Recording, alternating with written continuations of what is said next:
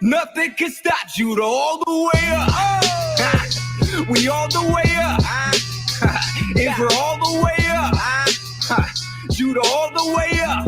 E37, we all the way up. Israel, tell me what you need.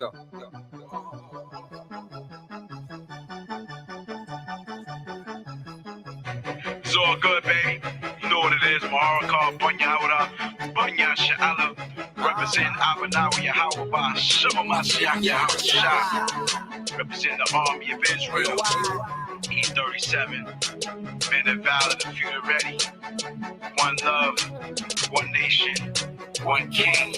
We about to get it, Yashala. We got next. No time for games. We'll do what we gotta do for the most high, you heard? Let's go.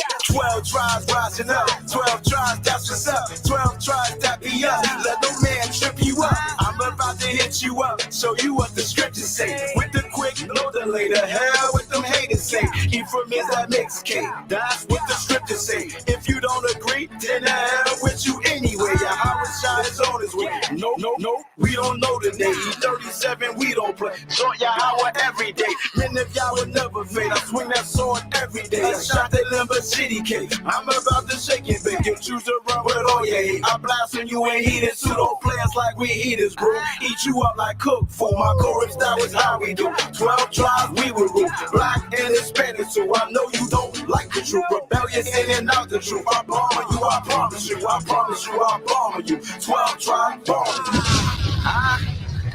It's Brian Israel, baby.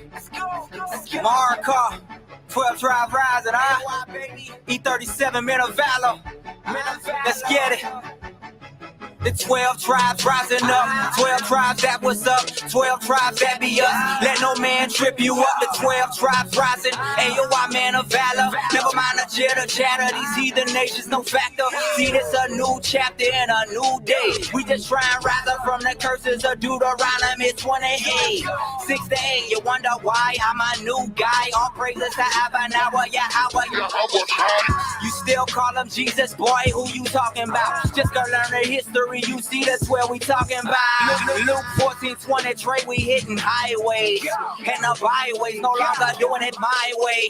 See, we repented, and now we can't stop. Once 144 wake up, then we back on top. And don't be mad at me. This Bible prophecy, Esau be the enemy. Don't get it twisted. Got your Sunday pastor pimping congregations. It's Brian Israel from the Israel nation. 12 tribes rising up. 12 tribes, that's what's up. 12 tribes, that be us. Let no man trip you up. Nice nightmare. Tall, drink of water, better hunt your daughter. She might want to fall up on a Yasha all the fourth. Try company of the kings where I reside. The people want to know, so we tell them what he say. While your pastor sound like a DJ on replay. You gotta understand you've been lied to. What I'm breaking up your mind is what they trying to do. Don't even trip though. E37 got a beat on wherever. We showing them error, teaching them lessons, giving descriptions that feel effervescence. Refreshing to the spirit when you hear it feels good to the soul. Not the yah, I'm a harakaka, I desire yah, we yasha Allah. AOI, and I'm enlisted in this. The family business is to dismiss the myths that's been given by the Catholics. I don't give a damn about the bastards. Cause y'all think she'll reach to the most high's nostrils. I'ma go astronomical when the power flow. Leaving the heat of obedience is not optional. See, the message is you gon' have to face your recompense. These Jacob's kids, 12 tribes rising no matter wherever we live. 12 tribes rising up. 12 tribes, that's what's up. 12 tribes, that be us. Let no man trip you up. I'm about to hit you up. Show you what the scriptures say. With the quick, no delay. To hell, what false prophets say. One West, we don't play. We hit those streets 7 days. 7 days, 7 days. Yeah, this your boy Mahara Bunya. I'm coming to you live. This is the anthem for the 12 tribes of the nation of Israel. We'll make up the so-called Negroes, West Indian Haitians, Dominicans, Guatemala to Panama, Puerto Ricans, Cubans, North American Indians, Seminole Indians, Argentinians, Chileans, Colombia to Uruguay, Mexicans. You already know what it is, man. One West we represent, man. Know what I'm saying? Without us, you wouldn't be no you. Okay? Without the Most High, by Shema Mashiach Yahweh wouldn't be nothing. We're going to give all praise and the glory to the Father by Shema Mashiach Yahweh. You heard? Yeah. We got next. Daniel 7:18, baby.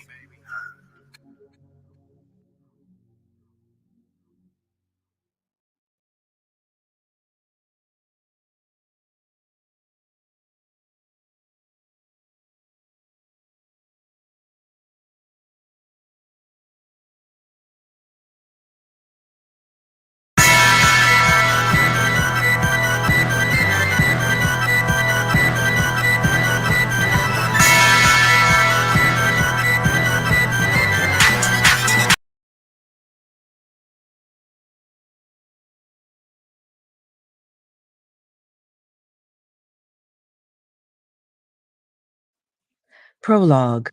The Catalan Atlas. Hast thou perceived the breadth of the earth? Declare if thou knowest it all. From Job chapter 38, verse 18. Our story can find its beginning with the coronation of Charles VI of France in the fall of 1381. This, as it happened, was a fairly dismal moment in French history. Charles, at 13, was king in name only, under the sway of ambitious uncles.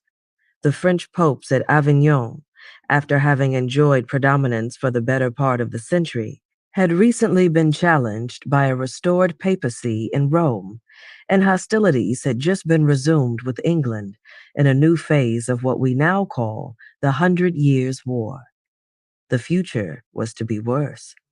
Charles would go mad, and, as all readers of Shakespeare know, suffer defeat at Agincourt and the loss of his crown to Henry Plantagenet.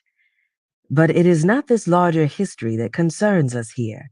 Rather, we shall focus our attention narrowly on one of the gifts received by the young king in honor of his elevation to the throne. It was the Infante Juan of Aragon who presented to Charles the remarkable object that can provide us with a backdrop, as it were, to the opening scenes of our own particular history. A gift to dazzle the eye, it was neither gold, nor precious gem, nor fine fabric, nor even a work of art in any conventional sense, though art it certainly was, among other things. Aragon, at this moment in the ascendant as a commercial and shipping power on the Mediterranean, had become a preeminent breeding ground for many of the skills that went with this status.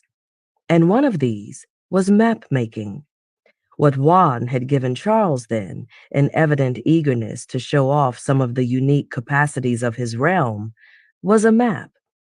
This may seem rather common coin for a king, until we realize that in the 14th century, long before the world's physiognomy had become as firmly established in men's eyes as the shape of a wheel, cartography was still a fledgling science, buried in a creative art, and every map was an original effort of craftsmanship and of the imagination. It can even justly be said that map-making was nothing less than an art form in the best traditions of the Renaissance, a simultaneous quest for beauty and for scientific truth that explored the mysteries of geography and, often enough, of anthropology, as Florentine painting did those of anatomy and perspective. There were maps that ranked among the most beautiful creations of the age, but all this having been said, a special place must still be accorded to the creation sent to Charles by Juan of Aragon. On this occasion, a French national treasure to this day, it is surely the most splendid map of all time. Made in about 1375 on the island of Majorca, an Aragonese possession by the Jewish cartographer Abraham Crescas. The map is actually an enormous atlas of the world as then known. It is painted. This is Audible. Long preface. The perspective this book provides on the genesis of American racial history down to about 1700 may turn out to be both longer and wider than the reader anticipates. In the end, it is centered upon the future United States, but its point of departure is in the Mediterranean, more than 100 years before the New World was discovered. And it includes a good look at the Portuguese and Spanish conquests along the African coast and in America, with even a side glance at the French overseas adventures, before falling at last upon the fledgling English colonies. The ethnic history is multiple, taking in blacks, Indians, Jews, and the white Christian dominators themselves, as well as some others, because it is the book's underlying premise that the questions it deals with can best be understood as elements in a broad social drama in which all these groups come together as the principals. But the drama also ranges through a perhaps startling variety of subject matters, including aspects of the history of geographical thought and of religion in the age of the Renaissance and the Reformation. The various strands keep coming together in the end, however, and though I hope the reader's patience may each time be appeased along the way by the interest each of them yields for its own sake, their final significance will always prove to be in the formation of the story as a whole. The book is a complex fabric, but it is a unified work that should, in its entirety, yield some fresh insights into problems of race relations and ethnic identity that are still with us today. Although the text should largely account for itself, some additional explanation may be in order here for my having brought in the Jew as one of the protagonists in a racial history. It will be asked, are the Jews a race?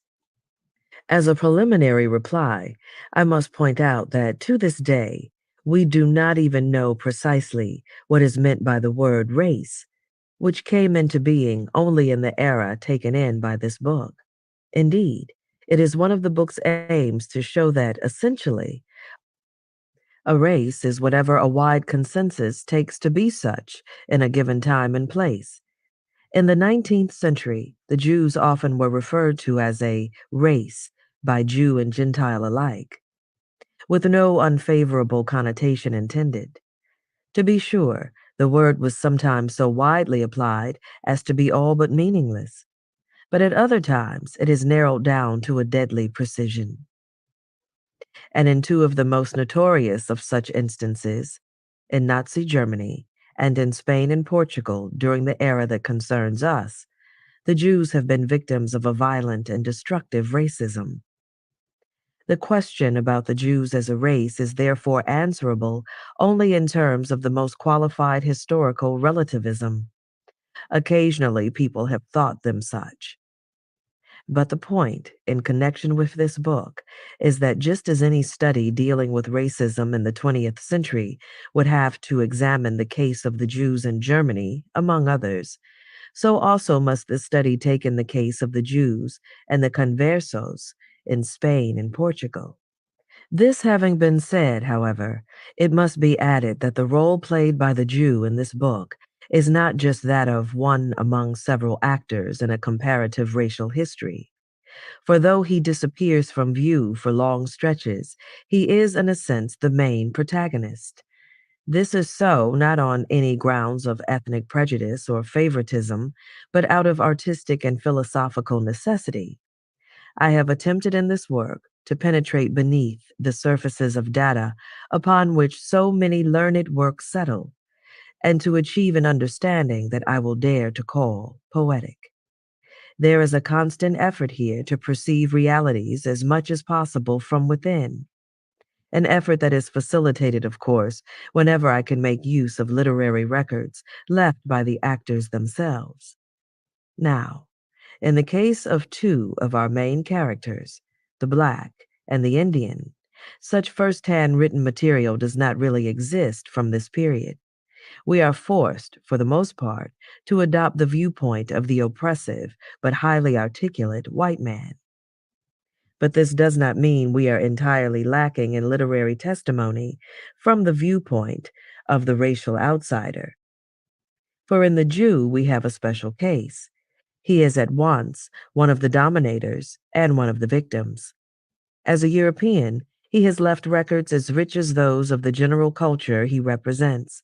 Indeed, he has done more, for we shall find him taking a central place among the bearers of a vision out of which the American experience first emerged. But, as an outcast, he has given a voice to the otherwise silent sufferers from racial oppression in that epoch. Moreover, what is perhaps the most important point, he represents the sole vehicle whereby the author, a Jew himself, can legitimately place his own intuition into the midst of the things described here. A few words should be said on technical matters. Many writers using English sources from the 16th and 17th centuries are fond of reproducing quotations in their original spelling, but I have not shared in this inclination. There is no point to it here, either on grounds of quaintness, which would merely be distracting, or of a scholarly exactitude that would be appropriate to a source book, which this is not. It is appropriate to reference notes, however, and in those I have used the original spelling. But, on the other hand, I have tried to be pedantic on a less conventional issue. The nuances of this book have made it seem necessary to me that I capitalize the word black, contrary to the prevailing usage when it refers to a specific people, and to put it in lowercase when I am referring to persons of that color, no matter what their origin or habitat. In other words, I have written it as black whenever it has seemed to me an exact synonym for what is meant by the less current term, Negro. As a matter of fact, there are numerous places where, to avoid ambiguity, or for other reasons, such as the fact that it was the very term being used by the authors discussed in some passages, I have used the latter word. Some readers may find it objectionable, but it was, after all, legitimate for many years, and it remains a difficult word to avoid in a history of this sort. Ronald Sanders, New York and Putney, Vermont, June 1977. Prologue. The Catalan Atlas. Hast thou perceived the breadth of the earth? Declare if thou knowest it all. From Job, chapter 38, verse 18. Our story can find its beginning with the coronation of Charles VI of France in the fall of 1381. This, as it happened, was a fairly dismal moment in French history. Charles, at 13, was king in name only, under the sway of ambitious uncles. The French popes at Avignon, after having enjoyed predominance for the better part of the century, had recently been challenged by a restored papacy in Rome, and hostilities had just been resumed with England in a new phase of what we now call the 100 Years' War. The future was to be worse. Charles would go mad, and, as all readers of Shakespeare know, suffered defeat at Agincourt and the loss of his crown to Henry Plantagenet. But it is not this larger history that concerns us here. Rather, we shall focus our attention narrowly on one of the gifts received by the young king in honor of his elevation to the throne. It was the Infante Juan of Aragon who presented to Charles the remarkable object that can provide us with a backdrop, as it were, to the opening scenes of our own particular history. A gift to dazzle the eye, it was neither gold, nor precious gem, nor fine fabric, nor even a work of art in any conventional sense, though art it certainly was, among other things. Aragon, at this moment in the ascendant as a commercial and shipping power on the Mediterranean, had become a preeminent breeding ground for many of the skills that went with this status. And one of these was map making. What Juan had given Charles then, in evident eagerness to show off some of the unique capacities of his realm, was a map. This may seem rather common coin for a king, until we realize that in the 14th century, long before the world's physiognomy had become as firmly established in men's eyes as the shape of a wheel, cartography was still a fledgling science, buried in a creative art, and every map was an original effort of craftsmanship and of the imagination. It can even justly be said that map-making was nothing less than an art form in the best traditions of the Renaissance, a simultaneous quest for beauty and for scientific truth that explored the mysteries of geography and, often enough, of anthropology, as Florentine painting did those of anatomy and perspective. There were maps that ranked among the most beautiful creations of the age, but all this having been said, a special place must still be accorded to the creation sent to Charles by Juan of Aragon on this occasion, a French national treasure to this day. It is surely the most splendid map of all time. Made in about 1375 on the island of Majorca, an Aragonese possession by the Jewish cartographer Abraham Cresques. The map is actually an enormous atlas of the world as then known. It is painted and inscribed on 12 vellum leaves, 4 of which are given over to a cosmographical text with tables, the rest to the world map, and mounted on boards in such a way that it could be closed or opened out like a folding screen, nearly 20 feet long and more than 2 feet wide, covered with illustrations often reminiscent of the miniatures in the celebrated books of the Duke of Berry, one of Charles's domineering uncles, and with inscriptions written triumphantly in the native language of Aragon and Majorca, which is why the map is now generally known as the Catalan Atlas. It is the synthesis for the age of information and gorgeous display. In one sense, it is an extended miniature in the French manner, providing a decorative glimpse of the wide world through pageantry appropriate to a 14th century coronation. In another sense, it is a summa geographica, giving in microcosm a definitive picture of the universe as of 1381. That universe still hardly comprised anything more on earth than what the Greeks had called the oikumene, the inhabited world as they understood it. Essentially, this was Europe, Asia, and North Africa, surrounded by an ambiguous assortment of islands. Any hints of Africa south of the Sahara, of the Americas, or of the rest of the world as we know it, belong to the realm of myth and conjecture, rather than that of reasonably exact science.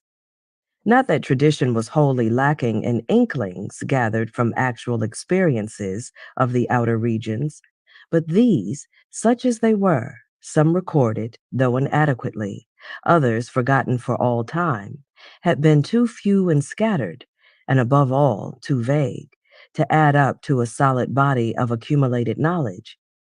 There were maps enough in the Middle Ages, and written narratives as well, that dealt abundantly with marvels, monsters, and unverified land masses hovering beyond the oikumene. But things of this sort were not the business of the Catalan Atlas, which was a scientific work. Of course, science still also meant the astrology that forms a large part of its 4 leaves of cosmographical text, as well as touches of theology and eschatological speculation, as we shall see. But the fantastic was largely eschewed by the Catalan mapmaker. This caution does not, however, extend to the exotic. On the contrary, the burden of the illustrations and inscriptions on the Catalan map lies toward the outer reaches of the oikumene, where the cartographer can show off his special knowledge, gleaned from the most venerable as well as from the most up-to-date reports, with the greatest possible impact and color. He has covered Asia and Africa with pictures of camels, giraffes, elephants, exotic birds, and precious gems of various sorts, and with appropriate inscriptions that mingle wonderment with a good sense for commercial possibilities. There are animals here which have the name limp, from whose leather shields of good quality are made, we read at one place in the northern Sahara, or way off to the east. In the Indian Ocean, there are 7,548 islands, containing marvelous riches that we cannot enumerate here, as well as gold and silver, spices, and precious stones. But the interest is above all human. One can say anthropological, and the map abounds in figures representing mankind outside of Christendom in a breathtaking variety of his estates and activities. In the Western Sahara, not far from a cluster of tents, a veiled Taurig rides his camel over the desert sands. Farther east, a naked pygmy prods a giraffe. In the Arabian desert, outside Mecca, a Muslim pilgrim kneels in prayer. In the Indian Ocean, two nude men fish by hand.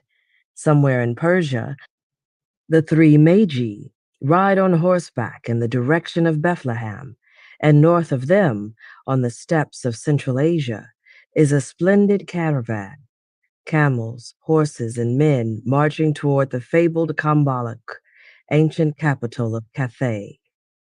This represents the expedition led by the family of Marco Polo, out of which came the classic of medieval travel literature that, among its other glories, served as a major source for the newer information embodied in the Catalan Atlas.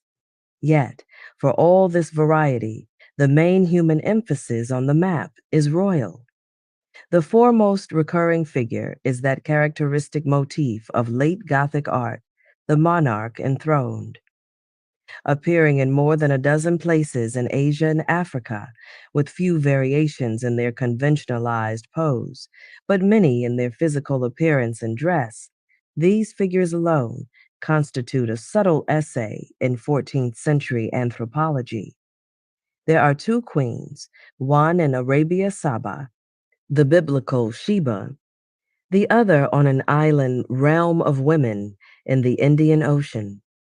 Some of the kings wear turbans and burnouses, while others are dressed more like European kings, with three-pointed crowns on their heads. Some rulers in the Far East have yellowish complexions and almond eyes, and there are two black kings, one in Africa and the other beyond India, on the semi-mythical island of Taprobana. These are of special interest for the story that is to follow, so we shall spend a further moment or two examining them here. The Black King in West Africa, bearded and draped in an austere, undecorated robe, is one of the most regal figures on the map. He carries a scepter in one hand and a large gold nugget in the other, and wears a sizable three-pointed crown. He alone of all the kings is shown in profile, a view which tends to emphasize his stateliness, and which also clearly outlines the negroid conformation of his nose and lips. These, along with his hair and complexion, are treated with striking care and fidelity to type. The inscription next to him reads, "This Negro lord is called Musa Mali, Lord of the Negroes of Guinea. This king is the richest, the most noble lord in all this region on account of the abundance of gold that is gathered in his land." We are seeing, then, an imaginary portrait of Mansa Musa, who reigned from 1307 to about 1332 as king of Mali, the ruling empire of that region as Ghana had been before it. In 1324, Mansa Musa had gone on a pilgrimage to Mecca, which made him into a legendary figure in the Christian as well as in the Muslim world. Riding through North Africa in a procession that included some 500 slaves, each one carrying a staff of pure gold, he had bestowed glittering gifts wherever he went. During his lifetime, he made some effort at turning Timbuktu into a capital of world renown, hiring a celebrated architect from Moorish Spain to design buildings for it, and inviting scholars from all over the Muslim world to reside there. It was said that he personally possessed the largest gold nugget mankind had ever seen, and it is to this that the Catalan Atlas pays tribute in its portrait of him.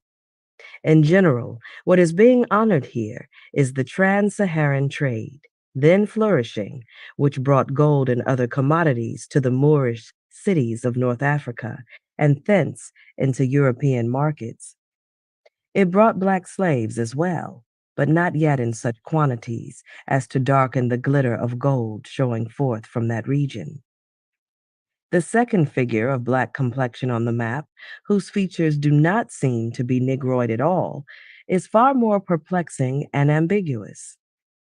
This is true even of his domain, which is an island placed beneath Asia at the southeasternmost corner of the Oikumene and reaching beyond the edge of the map into unknown parts of the ocean sea.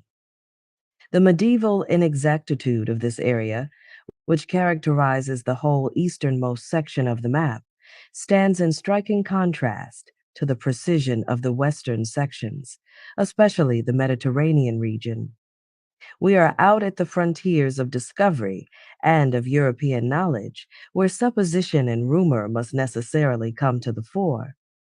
The second Black King's island domain is called Trapobana here on the Catalan map, but the more widely used form of the name was Taprobana, which recurred frequently through ancient and medieval literature and may often have referred either to Ceylon or to Java. It is clear, however, that the Catalan mapmaker and other learned men before him meant by the name something larger and farther east than either of these two islands. The possibility that they had some dim vision of Australia or even of South America cannot be excluded. The Catalan inscription on Trapobana describes it as the last island of the Indies and goes on to say that its inhabitants are a people different from any other. On some of the mountains of this island, there are men of great stature, that is, some 16 feet tall, like giants, who are very black and without rational faculties. They eat white strangers whenever they can. Oddly enough, this description, even including the exaggerated height of the inhabitants, is not at all unlike accounts brought back by explorers of the southern seas some 150 years later, especially by those who had been along the southeastern coastline of South America. Are we getting here some glimpse of the New World, however vague and tentative? The two Black Kings of the Catalan Atlas tell us something about the European vision of the darker races of mankind in that era. In one case, the vision takes in an old world relationship with an African race that has been known to Europeans since antiquity and achieves a certain clarity. In the other case, it makes out only the dimmest outlines of a relationship yet to come. There are misperceptions on both sides. The brilliant golden light in which the African is seen softens the dark shadows of servitude that will soon become predominant, and the haze that obscures the man of the New World allows only the terrifying to come through, and not enough of the idyllic elements that will also form part of his myth. To some extent, the two figures will even change places with one another in generations to come, as we shall see. But the essential thing here is a sense of the passage from an old world to some new one, still barely understood, and from a waning era into one that is newly dawning. Indeed, this is the essence of the entire Catalan Atlas, which is as decisive a single work as can be found to dramatize the closing of the Middle Ages and the beginning of the modern era. To understand this point more clearly, we must glance briefly at the traditions of cartography out of which this work came. Broadly speaking, there are two traditions that produced it, one of medieval origin and divinely oriented, the other of more ancient lineage and purely empirical in character. True to our own notion of the Renaissance, the modern elements in the Catalan Atlas stem largely from the latter, but this, it should be pointed out, was not the celebrated Ptolemaic tradition at all. The geographical teachings, as distinguished from the astronomical ones, of the 2nd century Alexandrian Greek Claudius Ptolemaeus, known to posterity as Ptolemy, were not to have a revival in Europe until the following century. But this was not entirely to the disadvantage of the Catalan mapmaker.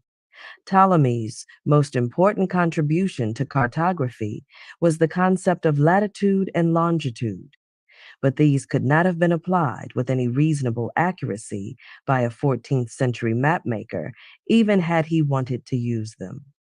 Skilled navigators were making roughly correct latitudinal readings, at least within the confines of the Mediterranean. But an exact approach to latitude in wider oceans and lesser known regions would not be achieved until the invention of the astrolabe at the end of the 15th century. As for longitude, this remained the merest guesswork until well into the 18th century. And without the element of latitude and longitude, Ptolemy's geography tended to be a reactionary force, positing an enclosed Indian Ocean and an unbroken landmass stretching roughly, to use our own anachronistic frame of reference, from South Africa to Australia and thence to the Malay Peninsula. Rather, the cartographical tradition which descends from antiquity into the Catalan Atlas is that of the so-called Portolan charts. Actually, at their earliest origins in unknowable Mediterranean antiquity, these were not charts at all, but detailed handbooks of sailing directions. Such a handbook was called a periplus by the Greeks. And we have some specimens of these, but there undoubtedly were earlier counterparts among the Phoenicians, and probably their predecessors as well.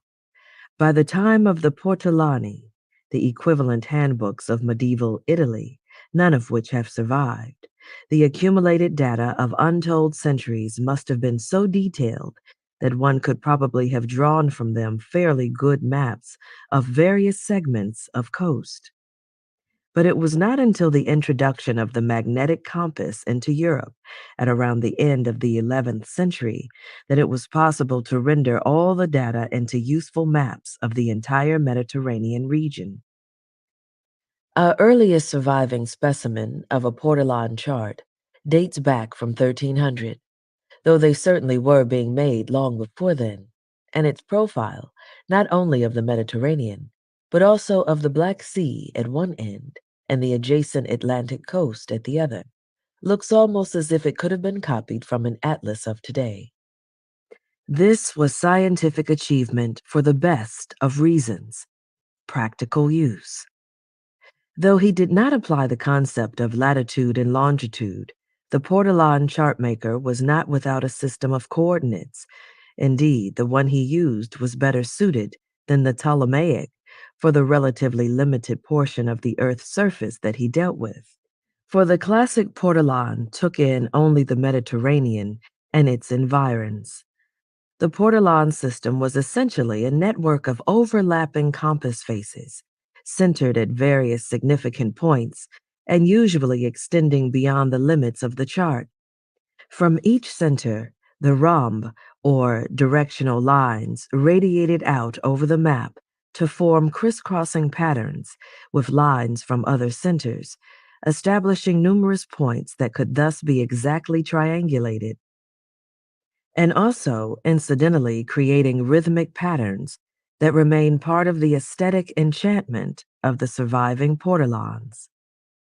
This was really too unwieldy a system to be applied on a world scale, but when the Majorcan school arose in the middle of the 14th century as an offspring of the migration of skilled Italians to the new Aragonese centers of Mediterranean commercial preponderance, its cartographers set out to do precisely that.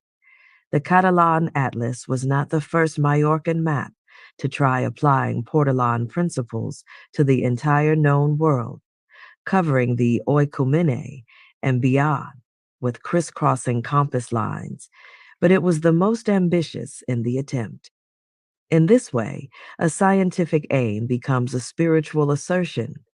The Catalan mapmaker sees the whole world, known and yet to be known, as a greater Mediterranean. We should recognize this as the viewpoint of generations to come and understand their attitudes accordingly. But to talk about spiritual assertion is to enter the domain of the second of the two main cartographical traditions that flow into the Catalan Atlas, the purely medieval one of the Mappa Mundi. The term, of course, simply means map of the world. But the tradition designated by it is not so prosaic as this modern translation sounds. Prior to the advent of the Majorcan school, mapmakers of empirical bent were not even inclined to try doing the whole world, so far as we know. The whole world, unlike the domain of the Portolan chart makers, was a mystery.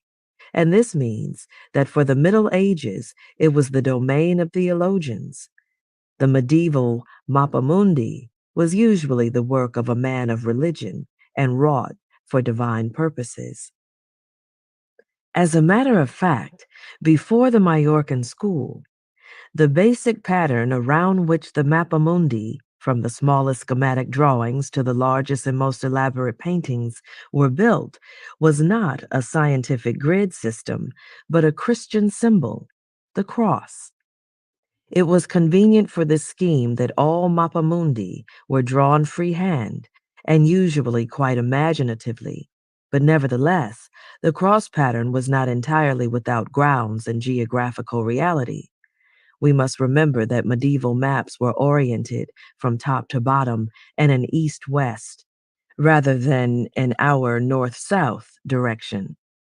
Now, picture an oikumene oriented in this way, framed somewhat more tightly than the one on the Catalan atlas, and in such a way that Jerusalem stands at its very center, in accordance with pious convention. The Mediterranean thus begins just below the center and flows westward to the bottom of the map, approximating its true shape in the most sophisticated of these maps, but often seeming to be hardly more than a river, and, in the most naive versions, a straight line, or very close to it. On the earliest and crudest Mappa Mundi, still extant, a thus simplified Mediterranean can be quite clearly perceived as the vertical bar of a large letter T, the horizontal of which is formed by the two longest rivers of the known world, the Nile and the Don, going off respectively southward to the right and northward to the left. On the more complex Mappa Mundi of the later Middle Ages, this scheme is less vividly apparent, but it is nonetheless always there. In the pious scheme as described thus far, only the upper vertical has been missing to complete the image of a fully defined cross. But we must view this part of the picture in slightly different terms. On the original cross, that upper vertical was dominated by the head of Christ, and on the Mappa Mundi, it is the domain of conformations that are of a character more spiritual than earthly. The terrestrial paradise was located there, for example, and most of the maps depict this in one way or another, sometimes quite elaborately, with Adam and Eve, walls, gardens, and the 4 rivers that flow out of Eden, according to the 2nd chapter of Genesis. On some maps, the head of Christ is placed in this area instead, making the symbolism more explicit. A few maps have both Christ and the terrestrial paradise. One of the most beautiful and ambitious of all the Mappa Mundi, the Ebstorf map, which was done in about 1235 and was in the shape of a circle more than 10 feet in diameter, had in its uppermost eastern sector both the terrestrial paradise and the head of Christ, and elaborated on the latter with a remarkable decorative device. The head was at the topmost curve of the circumference and, corresponding to it, drawn disembodied at the other 3 directional extremes of the map, were the left hand, the right hand, and the 2 feet. This was indeed the great world cross made manifest. The Mappa Mundi, then, turns out to be a striking example of the medieval passion for totality, of the unique ability possessed by serious minds in that era to find spiritual universes in the world of objects, or at any rate, to demand of that world that it assemble itself according to the highest truths. In this respect, there are interesting parallels between the Mappa Mundi and that most majestic of all products of pious medieval craftsmanship, the cathedral. For the interior layout of the Romanesque and Gothic cathedrals is similar to the Christian cartographical scheme of the world, not only in also being patterned on the cross, but in other respects as well.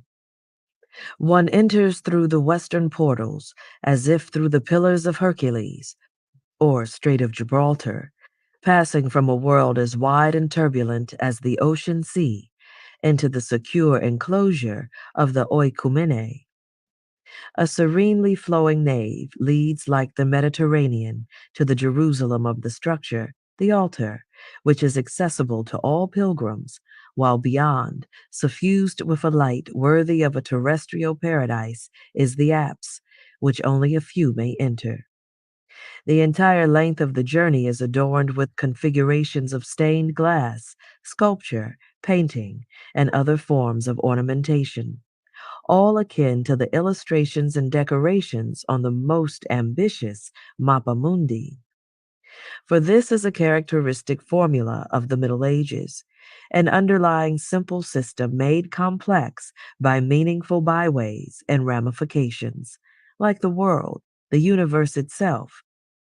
In literary terms, the formula is essentially that of the catalogue raisonné, one of the basic models of medieval literature, from the herbals and bestiaries to the Encyclopedia of Isidore of Seville, and reaching its sublime pinnacle in the Divine Comedy and the Summa Theologica. The parallel in the respective schemes of the cathedral and the Mappa Mundi also suggests a significant one in the histories of their development. For the transition from Romanesque to Gothic, which began between the First and Second Crusades, is in one respect a transformation in the geographical spirit, from one of pilgrimage to one of crusade, from the relative repose of the Romanesque nave to the dynamism, the headlong rush toward the altar of the Gothic.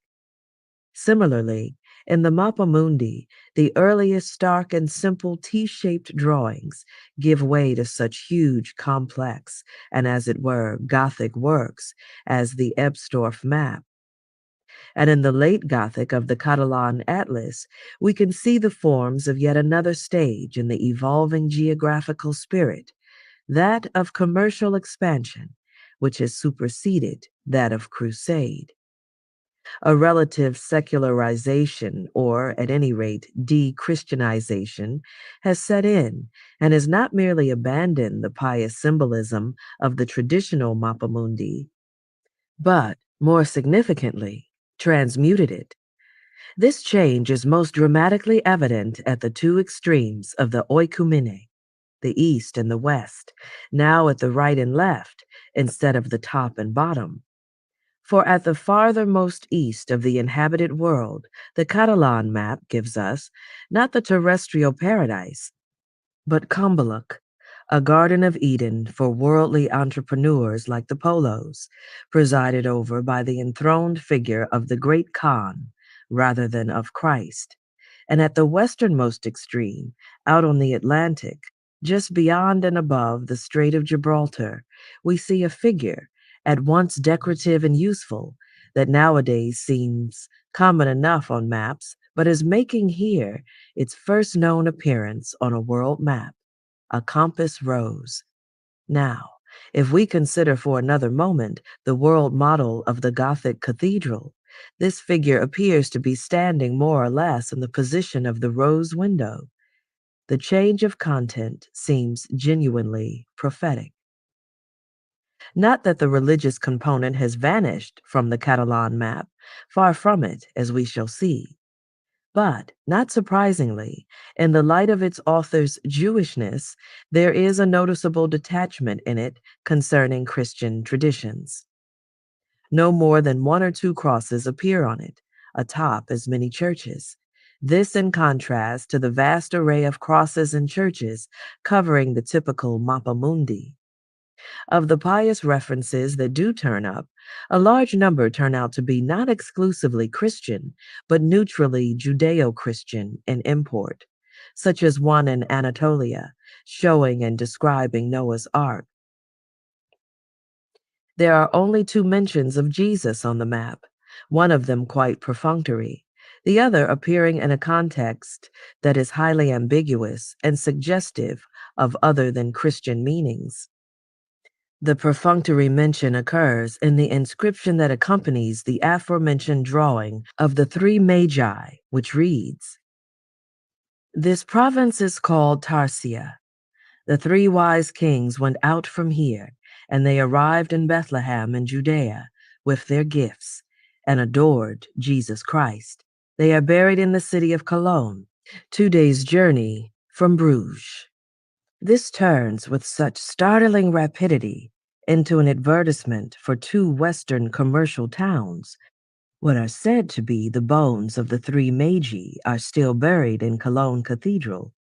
That the mention of Jesus Christ in the context has a look of flagrant impiety. Indeed, there are other hints of impiety and even of irony in the scene. The star that the three kings are following, while pointing in the general direction of Bethlehem, is on closer examination oddly distant from it, and much closer to Shiraz, just ahead of them. Alongside this ancient Persian city, celebrated as a seat of philosophy, Crescus has written mistakenly that here the great savant Ptolemy first invented astronomy, and the figure he uses to represent it is quite unlike any of the others used for cities on the map. It is geometrical, the walls and towers forming virtually a perfect sphere. The effect is of a citadel of classical science and reason. Is all this a sly attempt to say that the wise men of Persia may really have been more interested, or ought to have been, in stargazing of another sort than that which tradition favors? And that the first birth they honored, or ought to have honored, was that of science rather than that of Christianity? The other mention of Jesus is in a unique sector of the map, which we have not hitherto examined. The only sector given over to material of a mythological character, it is located in the northeasternmost part of the Oikumene, along a quite imaginary coastline that curves from northwest to southeast in a semicircle, unlike the vast peninsular extension of Siberia, which actually comprises that region. On the land enclosed by this curve, we find several picturesque and elaborately drawn scenes based on apocalyptic material in the Bible and on some legends concerning Alexander the Great. Alexander was one of the preeminent heroes of medieval tradition, and a large body of mythology came to surround him, particularly with regard to his travels and conquests at the outer limits of the known world, beyond the Indus and the Caspian.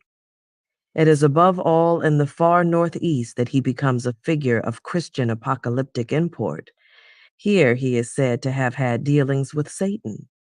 Some traditions identify Alexander with Satan, and to have built an enormous wall within which he enclosed certain peoples. The traditions of the wall seem to have been founded in dim realizations of the Great Wall of China and of the Caspian Gates. The peoples enclosed, according to the predominant Christian versions, were Gog and Magog, the apocalyptic hordes from the north mentioned in both the Old and New Testaments. Gog and Magog are somewhat ambiguous. In chapter 20 of the book of Revelation, they seem to be two nations, but chapters 38 and 39 of Ezekiel describe a ruler named Gog of the land of Magog. Legend thrives on ambiguity, however, and the possibility of conceiving Gog as an individual commanding these barbarian armies enabled tradition to identify him with the Antichrist of the New Testament. It was therefore to be Antichrist who, at the end of days, would lead the hordes of Gog and Magog when they broke through the wall in which Alexander had enclosed them, to overrun the earth as a prelude to the second coming. History even provided candidates for this role from time to time, such as the Tartars in the 13th century. The Catalan map presents the essential imagery and lore of this tradition. The wall is depicted, as well as Alexander himself, Satan, Gog, and Magog, who are identified here as Tartars, and Antichrist. But there are peculiarities in the presentation.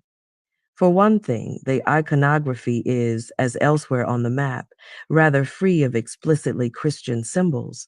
For another, there is an odd serenity about it all, with nothing of the terror normally to be found in Christian visions of apocalypse and Antichrist. The depiction of Antichrist is especially startling. In what is the largest and most elaborate scene on the map, we see a benevolent medieval monarch and a three-pointed crown.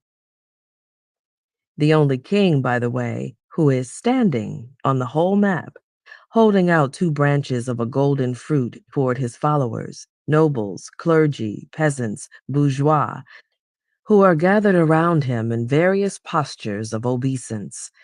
They are surrounded by trees, flowers, and more of the golden fruit, all suggesting a domain of abundance and tranquility. How can this man be anything but a savior? But there is nothing of the traditional imagery of Jesus about him. On the contrary, the inscription below the scene reads, Antichrist. He will be reared at Chorazin in the Galilee, and when he is 30 years old, he will begin to preach in Jerusalem. And contrary to all truth, he will say that he is Jesus Christ, Son of the living God, and it is said that he will rebuild the temple. This second mention of Jesus on the Catalan map, then, is in a context that hardly seems Christian at all. The language is ambiguous. Only the words contrary to all truth suggest criticism of the Antichrist. But even these lose much of their bite in the light of their Jewish authorship. Perhaps as a conscious ruse, or out of a providential delusion, the man who is to rebuild the Temple of Jerusalem will have to make some assertions contrary to all truth in order to be allowed to proceed. But what pious Jew of the 14th century would hold against him this means of achieving such an end? After all, from the Jewish point of view, even the claim for Jesus himself that he was the Son of the living God was contrary to truth. So what did it matter if the untruth were turned as a weapon against its makers for the sake of Jewish redemption? And in any case, Jewish tradition allows for some violation of conventional morality in the time of the Messiah. For it is clearly a Jewish Messiah that Crescus has given us here, skillfully disguised. But we must consider another relevant tradition. Many Jews, and some Christians as well, believed that the peoples walled in by Alexander the Great were not Gog and Magog, but the lost tribes of Israel. Some resolved the matter by considering the lost tribes and Gog and Magog to be one and the same, and a few went on to conclude that the Tartars were the lost tribes. The legend of the lost tribes goes back to the divided kingdom of Hebrew antiquity. Of the traditional 12 tribes, 10 were in the northern kingdom of Israel, and 2, Judah and Benjamin, were in the southern kingdom of Judah. When the Assyrians conquered the northern kingdom in 722 BCE, they removed virtually its entire population and placed them in Hala and in Habor by the river of Gozan and in the cities of the Medes. 2 Kings chapter 17, verse 6. These places are not readily identifiable, and in fact, the 10 tribes of the kingdom of Israel vanished from history. The fate of the 2 tribes of the southern kingdom, when it was finally conquered by the Babylonians in 586 BCE, was quite different. The people of Judah, who were removed into Babylonian captivity, did not lose their identity, and Jews and Judaism are to this day descended from them. The 10 lost tribes were not forgotten, however. Starting almost immediately after their disappearance with Isaiah and Jeremiah, and reaching apocalyptic heights in Ezekiel and the apocryphal Esdras, a tradition developed that the recovery of the lost tribes would be part of the general redemption, a central component of the Messianic age. In the Middle Ages, this became part of Christian tradition as well, with respect to the second coming. And just as there often was speculation about the date and the character of final events, so were there theories about where the lost tribes might be, most of these assuming that they had continued wandering eastward from their original exile to the remotest corners of the Oikumene, or perhaps even beyond. On the Catalan map, near the inscription about Antichrist, but farther out, on the unknown ocean sea beyond Asia, is yet another inscription. It reads, Isaiah the prophet, 66, I will send those that escape of them unto the nations in the sea, into Africa and to Lydia, and to the islands far off, that have not heard of me and have not seen my glory, and they will announce my glory to the nations.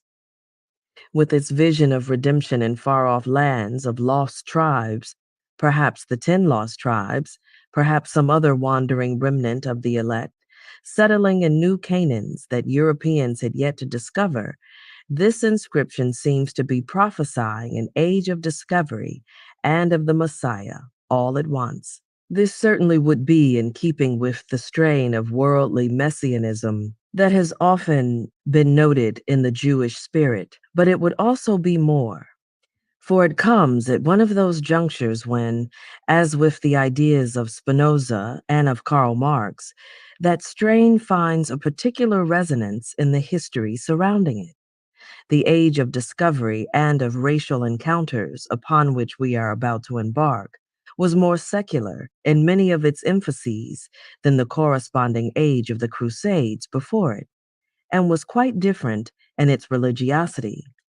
But it was scarcely less religious for all that. Indeed, being also the age of the Protestant and Catholic Reformations, it was perhaps the most religious epoch in European history. What we are going to see is a current running through the whole era in which the revived religiosity and the passion for discovery flow together, forming a virtual religious tradition unto itself, a tradition that, among its Protestant, Catholic, and Jewish wanderers in common, is ever in search of the promised lands of its redemption, and ever ready to determine whether the peoples found in them are themselves lost tribes or only Canaanites, to be treated accordingly. This does not begin with the celebrated case of the New England Puritans, but culminates in them, and is to be found at work, consciously or unconsciously, as the case may be, from the very beginning. This is the age and the tradition for which Abraham Crescus can be perceived as a prophet. Not without honor in his own country, however, Crescus was amply rewarded for his achievement. The king of Aragon accorded him the title of Magister Mappamudorum et Broxalarum, master of world maps and compasses, granted him a living from the Jewish public baths in his home city, placed him directly under royal protection instead of the normal civil jurisdiction of the Jewish community, and exempted him from the wearing of the round yellow badge that was the Aragonese form of the outward distinguishing mark that the Jews of Western Europe had been required, in principle at least, to wear for well over 100 years, thus enjoying special prosperity and distinction amidst a Majorcan Jewish community that was already outstanding, for both Crescus lived out the remaining years until his death in 1387 in apparent peace and comfort. He even left behind him a kind of royal succession, for his son Yehuda, or Hafuda in the Catalan form of the name, who had been his apprentice and probably helped him do the Catalan Atlas, was already on his way to becoming as great and as celebrated a cartographer as his father had been. But Hafuda's life was to be very different, in more ways than the Catalan Atlas bespoke. A new era was indeed about to begin, and an old one come violently to an end. Just 4 years after his father's death, Hafuda Crescus was to experience his own part in the greatest disaster that the Jews of Spain had ever known. Indeed, Spanish Jewry itself was about to become the first of the lost tribes of our narrative.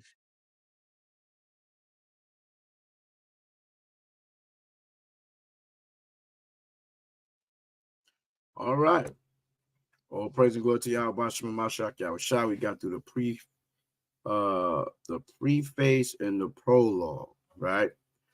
Prologue was going into a lot of information, which you probably have to listen to over again, going into a lot of details concerning, maps and different philosophies and things that's going on, some history stuff, you know what I'm saying? So I'm just letting this information come out for those that have the book and may have not read the entirety of the book, those who have never purchased the book and able to listen to the book and take notes, right?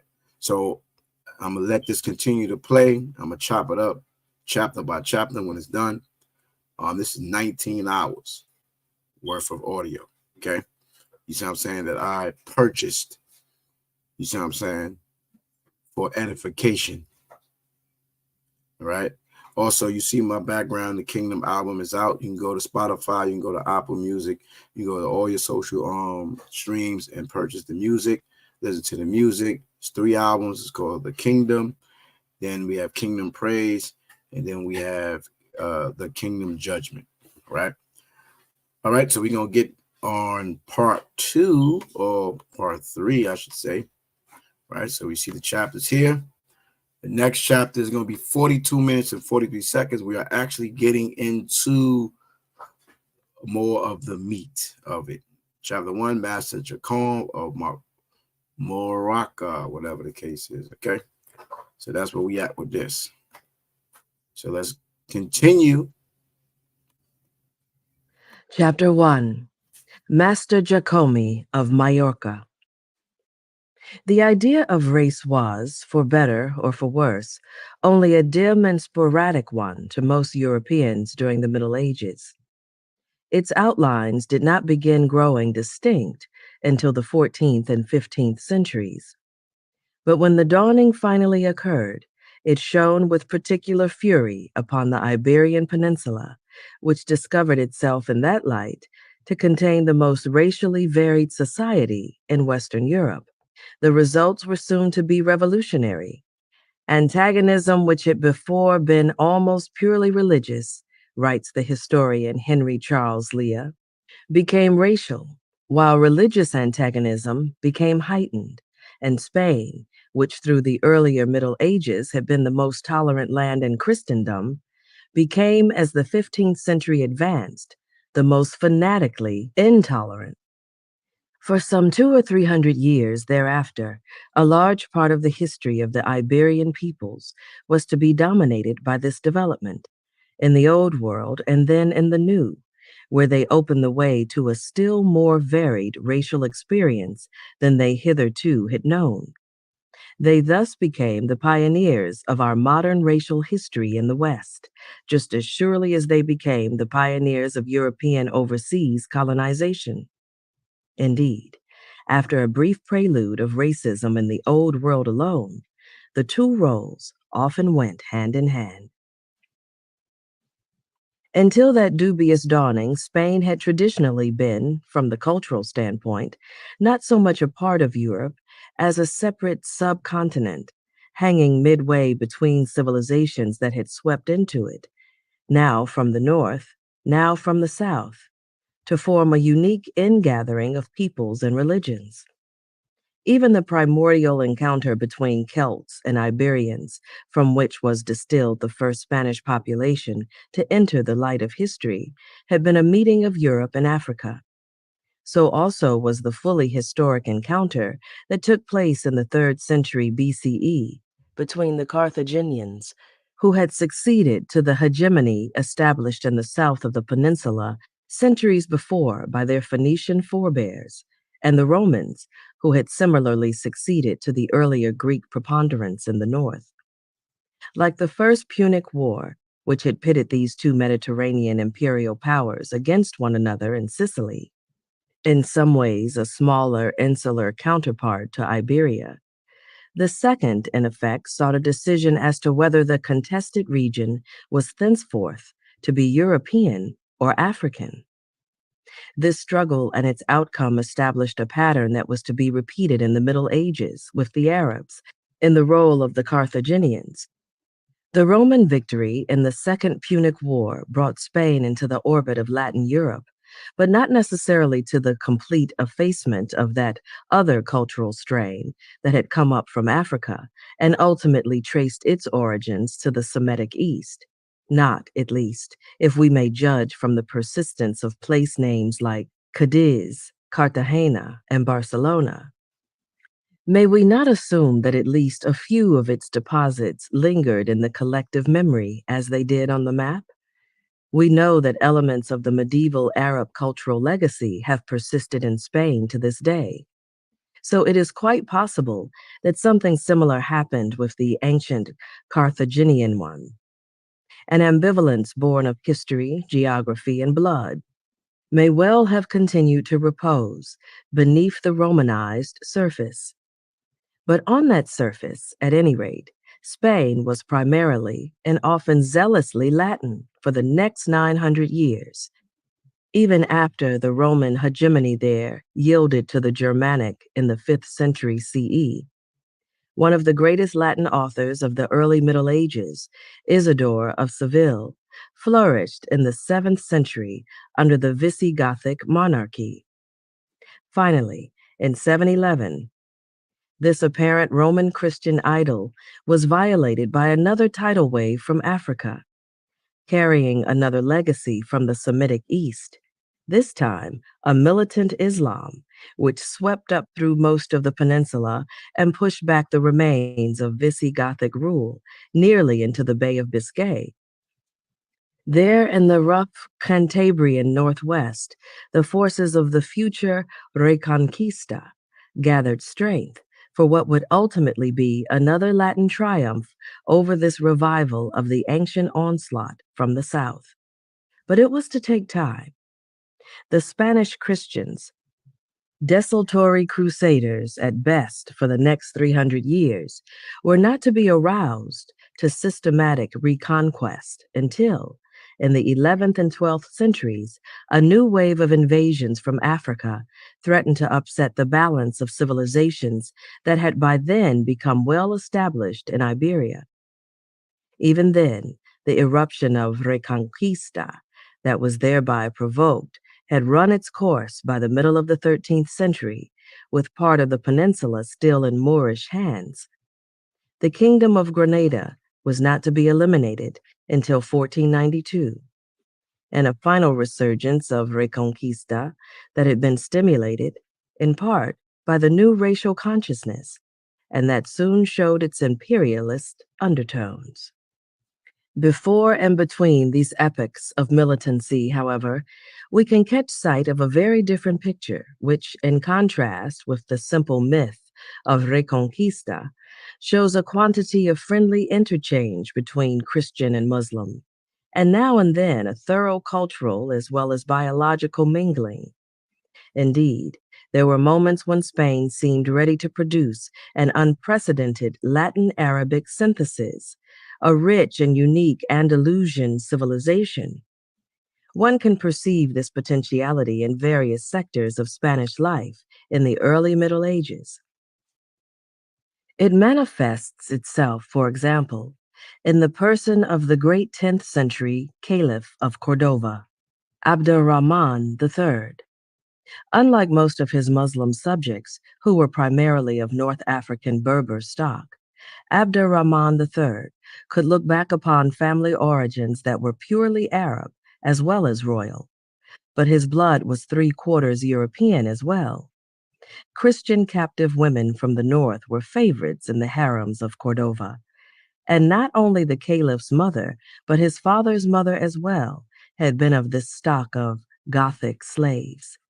The caliph also was European in culture to some extent, above all in speech. For though Arabic was his language of formal occasions, he spoke a Romance dialect in everyday conversation. Another example of the potential Andalusian cultural synthesis, The dialect spoken by Abdurrahman III, or variants of it, was widespread in Moorish Spain, not only among Mozarabs, Spanish Christians living under Moorish rule, but also among Muslims, many of whom were at least partly of Christian descent, and among Jews. This situation had its literary manifestations. Though Arabic poetry usually was written in the classical language, there were verse forms in Moorish Spain by the 12th century that employed not only the Arabic vernacular, but the Romance one as well, generally written down in Arabic characters. The latter were used mainly in the refrains of certain types of Moorish troubadour poetry, whose clearly intimate relationship with the emerging Provençal poetry of the day, incidentally, is a mystery yet to be fully understood by modern scholars. These refrains, or kharjas, are vivid moments in the Latin-Arabic synthesis. Here is an example. Vais meu corazón de mí, ya Rab, si se mi tornerad, tan mal meu doreli laib, enfermo yed cuando sanarad. You are going from me, my heart. O Lord, will he return to me? My pain is so harsh for my beloved's sake. He is sick. When will he get well? The language here is clearly akin to modern Spanish, which also contains its Arabic components, but the two purely Arabic expressions, Ya Rab and Li La Habib, are much more assertive of a Semitic penetration than anything to be seen since the completion of the Reconquista. Indeed, there are also other dimensions to the significance of this particular kharja, as an example of the interpenetration of the Semitic and Latin cultures of the peninsula. For it was written by a Jewish poet and in Hebrew characters. It is largely owing to a set of historical accidents that we have today only one highly ambiguous text of a kharja in Arabic characters, and that the more than 20 others that survive were composed in Hebrew letters by Jews. Yet this fact does seem to symbolize the peculiarly sensitive role that Jews played at the very heart of the Andalusian cultural synthesis we are examining here. For no other group flocked so eagerly as the Jews did to the passageways between the two civilizations, providing, for example, a great many of the leading translators between the Latin and the Arabic literatures. No other group seems so representative or symptomatic of the ambivalent and cosmopolitan character of medieval Spain, or, for that matter, of Spanish history from its earliest beginnings. It is no wonder that, when the time came for Christian Spain to rise up in anger against its own legacy of cultural and racial complexity, the Jews were the first to feel the sting. The Jewish presence in Spain has been traced authoritatively as far back as the 4th century CE, but is probably more ancient than that. Spanish Jews often reached back a good deal farther to find their origins, not only to show the depth of their roots in the land, but also, when occasion seemed to demand it, to absolve their line of any possible implication in the death of Jesus in faraway Palestine. Some of them identified the mysterious Tarshish of the Old Testament with the Hispano-Roman town of Tartessus, implying that King Solomon's ships could have established a colony of Israelite merchants there. This would have made the Jewish presence in Spain as ancient as that other Semitic one, the Phoenician. A more modest tradition reached back to King Nebuchadnezzar and maintained that he brought some of his Jewish captives to Spain to help establish Babylonian settlements there. But the Semitic incursion with which the Jews were most deeply identified in Spain was the Islamic one that had burst forth in 711. Many believe that the Jews of the peninsula had acted as a fifth column for it. There can be no doubt that, once it had occurred, they rallied enthusiastically to its banner. This was natural, for though the Visigothic kings of Spain had once, while they were still Arian Christians, been tolerant of Judaism, their conversion to Roman Orthodoxy in the 6th century had turned them into the worst persecutors of Jews in all of Western Christendom. Islam, on the other hand, after an initial outburst of intolerance from the founder himself, had then developed a relationship with Judaism that passed beyond mere tolerance to a fruitful symbiosis in some countries. This was to be particularly the case in Moorish Spain, which produced not only some of the finest works of medieval Islamic literature, but also the greatest flowering of Jewish culture since ancient times. The instincts of those Spanish Jews who welcomed the Muslim invasion had been entirely in their own best interest. In the long run, a newly intolerant Christian Spain would hold this decision severely against them. But this was far from the mood during the period when our Carja was written, even though the first Reconquista had by that time already begun. In that period, the most severe persecutions of Jews in Spain came not from Christians, but unwontedly from Muslims, from those new waves of fanatical Berber invaders, the Almoravids and the Almohades, who had finally provoked a Christian reconquest in earnest. El Cid, the exemplary knight of Christian Spain in that era, welcomed Jews into his entourage, and though literature shows him engaging in trickery in his dealings with Jewish merchants, this is merely the sportsmanship of survival, clearly untinged by any racial or theological vindictiveness. Indeed, he ought to have been struck by the resemblance between himself and these wily negotiators, not only in making deals, but in larger matters as well. The Cid fought Christians as well as Muslims when he was not engaged in Reconquista, and for the realization of his often highly personal ambitions, was as ready to ally himself with Moorish princes as with Alfonso VI. In other words, he moved between the two civilizations of the peninsula with a facility that was well nigh Jewish. Perhaps it was in despair at a prevailing sadismo of this sort that the more fanatical reconquerors from the north, mainly from France, which was long the major source of Christian militants in Spain, finally turned their sights away from the southwestern frontier and upon the Middle East as the target for anti-Muslim crusade. In some ways, the Cid was no more characteristic a Spaniard of his time than was the author of our Carja, who was, in fact, not just an ordinary troubadour. He was Yuda Halevi, the composer of some of the greatest Hebrew poetry since biblical times.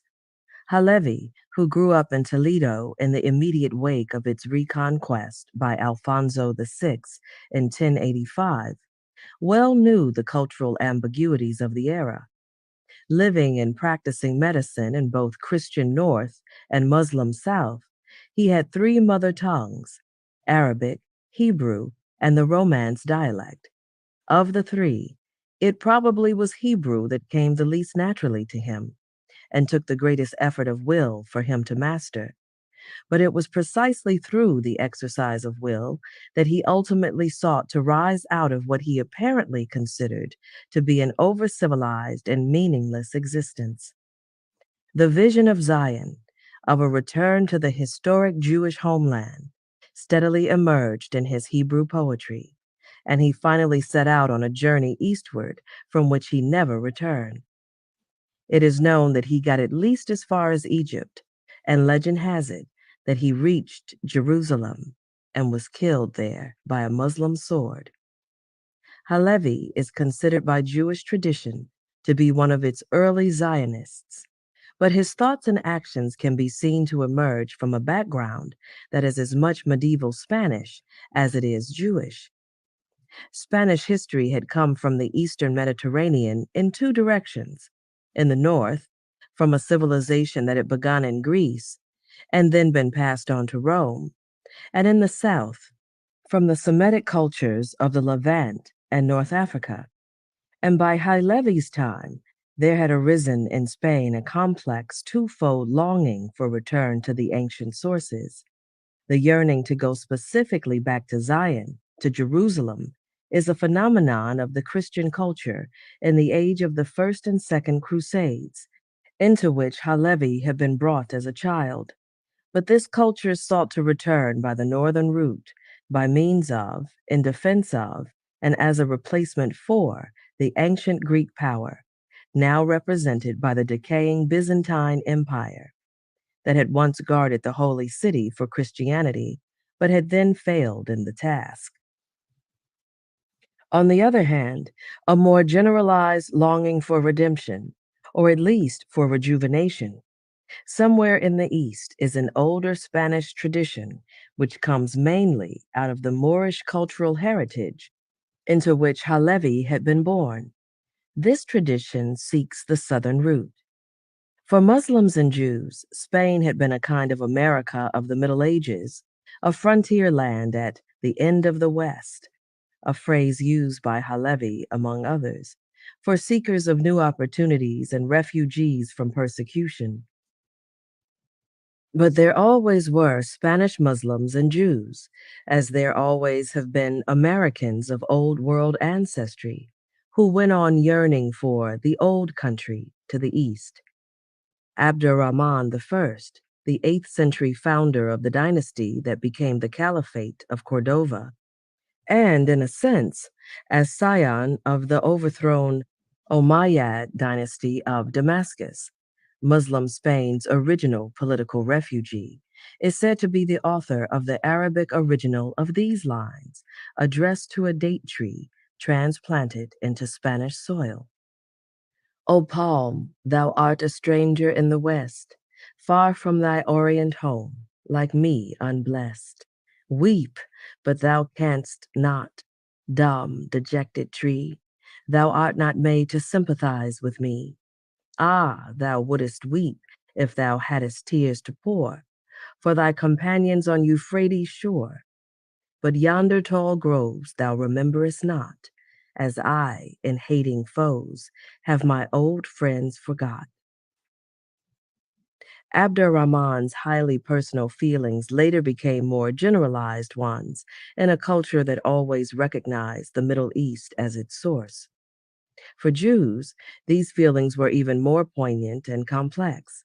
The East was the region not only of the ancient homeland and of the more recent Babylonian centers of learning, but also, in unknown regions beyond, of the lost tribes of Israel.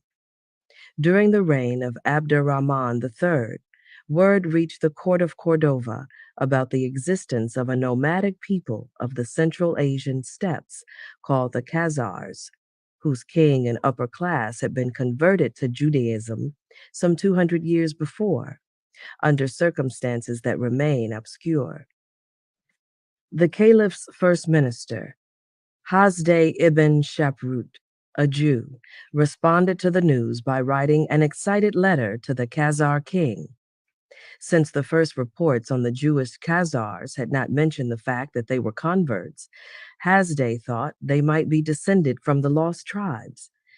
In writing of the complex diplomatic measures he planned to take in order to get his letter conveyed across the world, he explained that he was doing all of this in order to know the truth, whether the Israelitish exiles anywhere form one independent kingdom and are not subject to any foreign ruler. If, indeed, I could learn that this was the case, then despising all my glory, abandoning my high estate, leaving my family, I would go over mountains and hills, through seas and lands, till I should arrive at the place where my lord, the Khazar king, resides, that I might see not only his glory and his magnificence, and that of his servants and ministers, but also the tranquility of the Israelites. On beholding this, my eyes would brighten, my reins would exult, my lips would pour forth praises to God, who has not withdrawn his favor from his afflicted ones. Hasdai later learned the truth about the origin of the Jewish Khazars, but they continue to be a source of excitement among Spanish Jews, right down to the time of Yuda Halevi, whose great Arabic prose work, Al-Khazari, the Khazar, was inspired by them. This common longing for the East in both Muslim and Christian Spain is another example of the Andalusian cultural synthesis, but it was also to be an area in which the ultimate breakdown of that harmony would manifest itself with the greatest fury. The Christian longing, northward in orientation, implied in the end the Crusaders' program of destroying and displacing Muslim power. It was founded at one and the same time upon an awe of the East and a loathing for the South. In later generations, Christian Spain's view of its Moorish past would be a frequent alternation between these two attitudes, sometimes with the most violent results. But initially, the shift from Muslim to Christian preponderance on the peninsula that occurred from the 11th to the 13th centuries brought only a renewed equilibrium in its wake and a revival of the old tolerance. Of the four Christian kingdoms there by the end of this period, Aragon, Castile, Navarre, and Portugal, Aragon had the largest Muslim population, but it was the illustrious Castilian king Alfonso X, the Wise, 1252 to 1284, who proudly styled himself a monarch of two religions and brought to his court statesmen and artists representing all three. The spirit of those times is well demonstrated by an illustration in the manuscript of the Cantigas, the sacred songs partially composed by Alfonso himself, which shows a dark-skinned troubadour in Moorish dress singing side by side with a Christian. The different spirit of a not much later time also is represented here, however, for in the miniature, as we now have it, part of the Moor's face has been rubbed out. The first manifestations of a new birth of intolerance in Spain, however, were directed not so much against the Moors as against the Jews, nor was its racial component immediately evident. Rather, the anti-Judaism, which accumulated force in Spain through the course of the 14th century and burst out violently at the beginning of its final decade, was, on the surface of it, part of a general European wave that professed no other motive than the ideal of religious purity, with the notable exception of the Catholic Visigoths of Spain.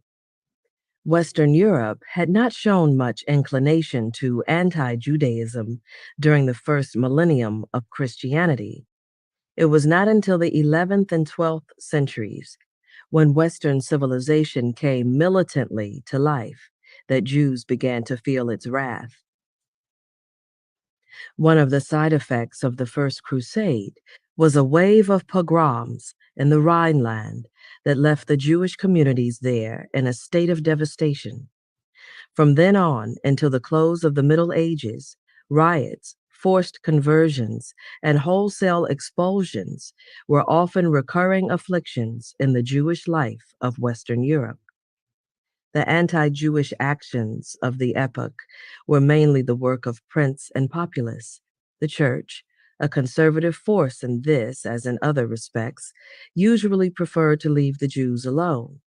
Even the notorious decree of the Fourth Lateran Council in 1215, requiring Jews to wear a distinguishing mark on their clothing, was not directed against Jewish existence as such. It was a product of the fear that the presence of Jews among unwitting Christians was causing heretical ideas to spread among the latter. In many communities, Jews had become outwardly indistinguishable from Christians, and now the badge would serve as a warning. This was the generation that established the Albigensian Crusade and the Papal Inquisition, and its heresy-hunting zeal was reflected in this decree. The traditional attitude remained in force that Jews were not heretics, only Christians could be, but nevertheless, one can perceive an ominous new undercurrent arising. a papacy that now regarded heresy as a veritable disease, so vile that its carriers had to be reduced to ashes like leprous rags, had announced that the Jews were a major potential source of infection. And this notion that a certain group within society is unclean and should be quarantined, we can perceive in incipient racism. Still only incipient, however, since the idea remains that the uncleanness resides in doctrine, not in blood. The kings of the emerging nation states were less ambivalent than the princes of the church about the Jewish presence in their midst. Many of them came to regard Judaism and heresy in the same light, as entities that were simply not to be tolerated within the body politic, a body as susceptible to infection as the Christian community at large. The idea of imposing religious uniformity as a method of extending royal power was given its most dramatic launching in the Albigensian Crusade, begun in 1208, and this principle of a royal crusade against heresy was finally applied to the Jews by Edward I of England in 1290. And in that year, all Jewish subjects who had not submitted to conversion were expelled from the realm. The French crown then followed suit, making several half-hearted gestures of expulsion of the Jews throughout the 14th century, until the definitive one was made by Charles VI in 1394. The Iberian monarchs, still deeply involved with their Jews, were to wait another century before doing the same.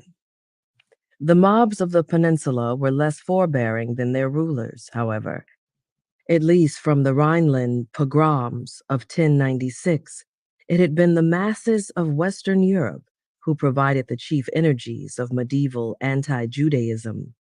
On the popular level, Jews were objects of superstition, as well as of social and religious resentment. Jewish doctors, for example, were often thought to be in league with the devil, and this was taken to be the reason for the seemingly special curative powers which often brought people to them in spite of everything, as well as for their purported inclination to poison Christian patients. The ritual murder charge, which made its first appearance in 12th century England, extended the myth of deadly Jewish vindictiveness to include a recapitulation of the Christ killing in every generation. The desecration of the host charge, which came soon thereafter, struck new veins of superstition. For by reducing the Christ killing to the merest symbolic act, it made uncleanness as evil as murder. One legend told of a holy wafer stolen and buried by a Jew, which, when dug up, was found to have turned into a dead, bleeding Christ. The perpetrators of such uncleanness were naturally thought by some to have brought the Black Plague when it struck Europe in 1348, and the result was some of the worst pogroms of the entire epoch. One anti-Semitic rumor in Germany brought together all the components of the myth during the era of the Black Plague. The wells had been poisoned by lepers hired by Jews who were in league with the Moorish king of Granada. The 14th century was in general a period of mass uprisings, and the Iberian Peninsula was not exempt from the social conditions that had brought them on. But to the extent that the rioting had sometimes contained an anti-Jewish component, the situation in Spain, where there were more Jews than in any other Christian country, and where their presence carried special implications from a unique and ambiguous past, was potentially more explosive than any other. At the end of the century, the Spanish Christian masses suddenly rallied to the banner of the general European anti-Semitism of the epoch. But beneath the slogans of the common cause was a quarrel all their own.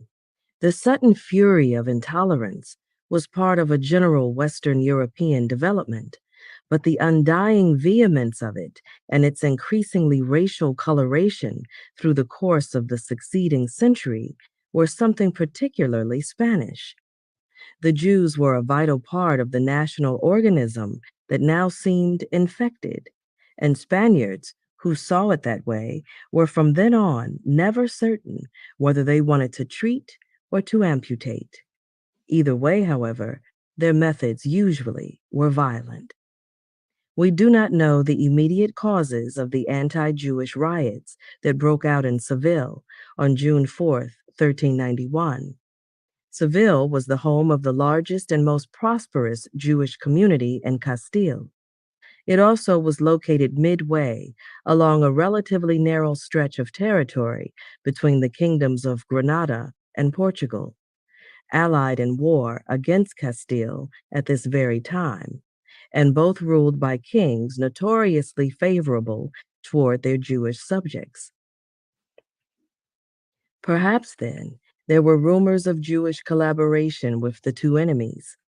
In any case, on that day, according to one leader of Castilian Jewry, the Lord bent his bow like an enemy against the community of Seville.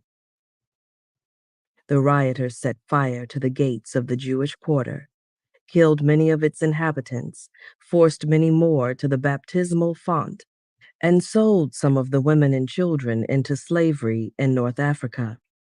A few days later, a similar riot broke out in nearby Cordova. This was the beginning of a tidal wave that overran Castile and Aragon through the summer. In Toledo, Madrid, Cuenca, and Burgos, synagogues were looted and turned into churches, and the historic Jewish communities were virtually destroyed through death, conversion, and flight. Many Jews found refuge either in parts of the country untouched by the rioting or in nearby tolerant kingdoms, Navarre to the north, Morocco to the south, Portugal to the west. Portugal remained immune to the pogrom fever, not only because her Jews were still too few to provoke widespread antagonism, but also because they enjoyed the protection of a popular king who was at this moment leading a national revolt against Castilian hegemony. Aragon, however, did not share in this immunity, even though her throne was now occupied by Juan I, who had been Abraham Kresge's patron when he was Infante and was still a good friend to his Jewish subjects. There were simply too many Jews in Aragon, and therefore too much popular feeling against them, for the borders of the kingdom to hold back the wave of rioting when it struck. It penetrated to Valencia on July 9th, and the Jewish community there was destroyed. It reached Barcelona, Juan's capital, in the first week of August, and some 400 members of the largest Jewish community on the Catalonian mainland were killed. Only a few escaped, and the remainder were forcibly converted to Christianity.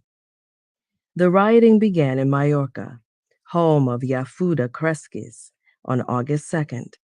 On this island, where there was a class of rich Jewish landowners, an unusual phenomenon in this era, the uprising showed more of the earmarks of the kind of peasant revolts that had occurred during the previous decade in France and in England than did any of those on the Spanish mainland.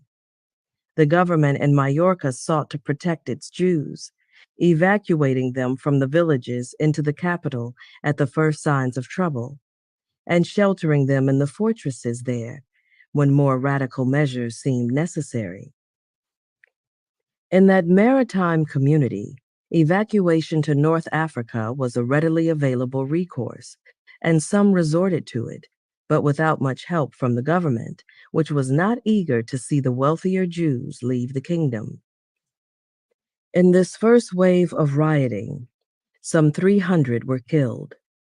Then there began a period of negotiations between the peasant leaders and the government, which lasted into the fall. Finally, the peasants won their two chief demands. All debts to Jews were canceled, and those who were still sheltered in the fortresses were to come out and submit to the alternatives of conversion or death. A vivid picture of what happened on the day of decision is presented by a list which still survives, of Jewish householders who submitted to baptism, giving their old names and the Christian ones they now assumed. A few of them found continuity with the past by retaining the old family name. Jacob Vidal, for example, became Jaime Vidal, and Salamo Duran became Geraldo Duran. No doubt they could do this because these names were to be found just as much among Christians as among Jews. But in most cases, the transformation was total. Magaluf ben Salem became Peri Cases. Isaac Levy became Bernardo Aguilo, and so on. Ancient and once proud identities were shed like ritual fringes, falling forlornly and profanely into the dust. Hafuda Kreskis called himself Jaime Ribes, and then went on for a time living in ways superficially similar to the old. He made his home in the large house which had been his father's before him, and in which his mother still lived. He continued making excellent maps for which he was honored by the king. But even if we can only guess at any likely agony in his soul, we can be sure that his personal life had been wrecked by the events of 1391. For his wife, perhaps along with any children they may have had, having somehow escaped the pogrom unscathed and unconverted, was now living in North Africa. Jaime Ribes finally gave up the ghost of his past in 1394 when he sold his house to the Order of St. John the Hospitaller, as if to confirm its conquest by Christianity, and moved to Barcelona, where his mother eventually joined him. There he presumably basked for a while in the proximity of his royal protector, but Juan I died in 1395. 15 years later, his mother now presumably dead, he pulled up stakes again and set out for fresh fields in which to live and work. For a moment we lose the thread, but now the changing name and destiny of the wandering cartographer reaches out to us through the centuries in a different form, and from another perspective. The new scene is Portugal, the farthermost rim of the West, now seizing the initiative as the foremost Iberian land of refugees and of maritime enterprise. Duarte Pacheco Pereira, an eminent chronicler of Portuguese maritime achievement, writing about 100 years after the event, tells us that Prince Henry the Navigator, organizing his historic enterprise of Atlantic exploration just after 1415, sent to Majorca for Master Giacomi, a skilled maker of charts. It was in this island that these charts were first made, and by many gifts and favors brought him to these realms, where he taught his skill to men, who in turn taught men who are alive at the present time. Though Pacheco clearly is telling us that this master Giacomi was the founder of Portuguese cartography in its greatest age, he does not mention him again. Indeed, it was not until our own time that the identity of this mysterious personage was definitely established as being that of our own Hafunda Kreskis, alias Jaime Ribes, for Giacomi, James in English, is simply a Portuguese form of Jaime or Jacme in Catalan. To be sure, questions remain. Pacheco says that Prince Henry sent to Majorca for Master Giacomi. Was this an error, or had Kreskis gone back there after his sojourn in Barcelona? And were the gifts and favors with which he was seduced only material ones, or did they include a chance to return to his ancestral faith? But perhaps Master Giacomi had given up caring about such matters, for it also seems possible that, as he took up his new task of helping Prince Henry to chart hitherto unknown regions of the earth, gazing out on the ocean sea as his father had, but this time to the west, he began to glimpse entirely fresh possibilities of redemption. Chapter 2. The Fortunate Islands. The country in which Master Jacomi had settled was the upstart of All right. So now we on chapter 2. Okay. I'm live. Hold on. I'm chapter 2, The Fortunate Islands. Chapter 2 is called The Fortunate Islands. All right. So let's see what this is going on, what this is talking about.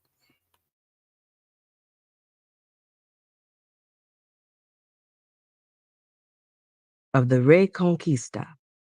A Flemish count, Henry of Burgundy, had married into the Castilian royal family at the end of the 11th century and had been given charge of the reconquest in the westernmost part of the peninsula.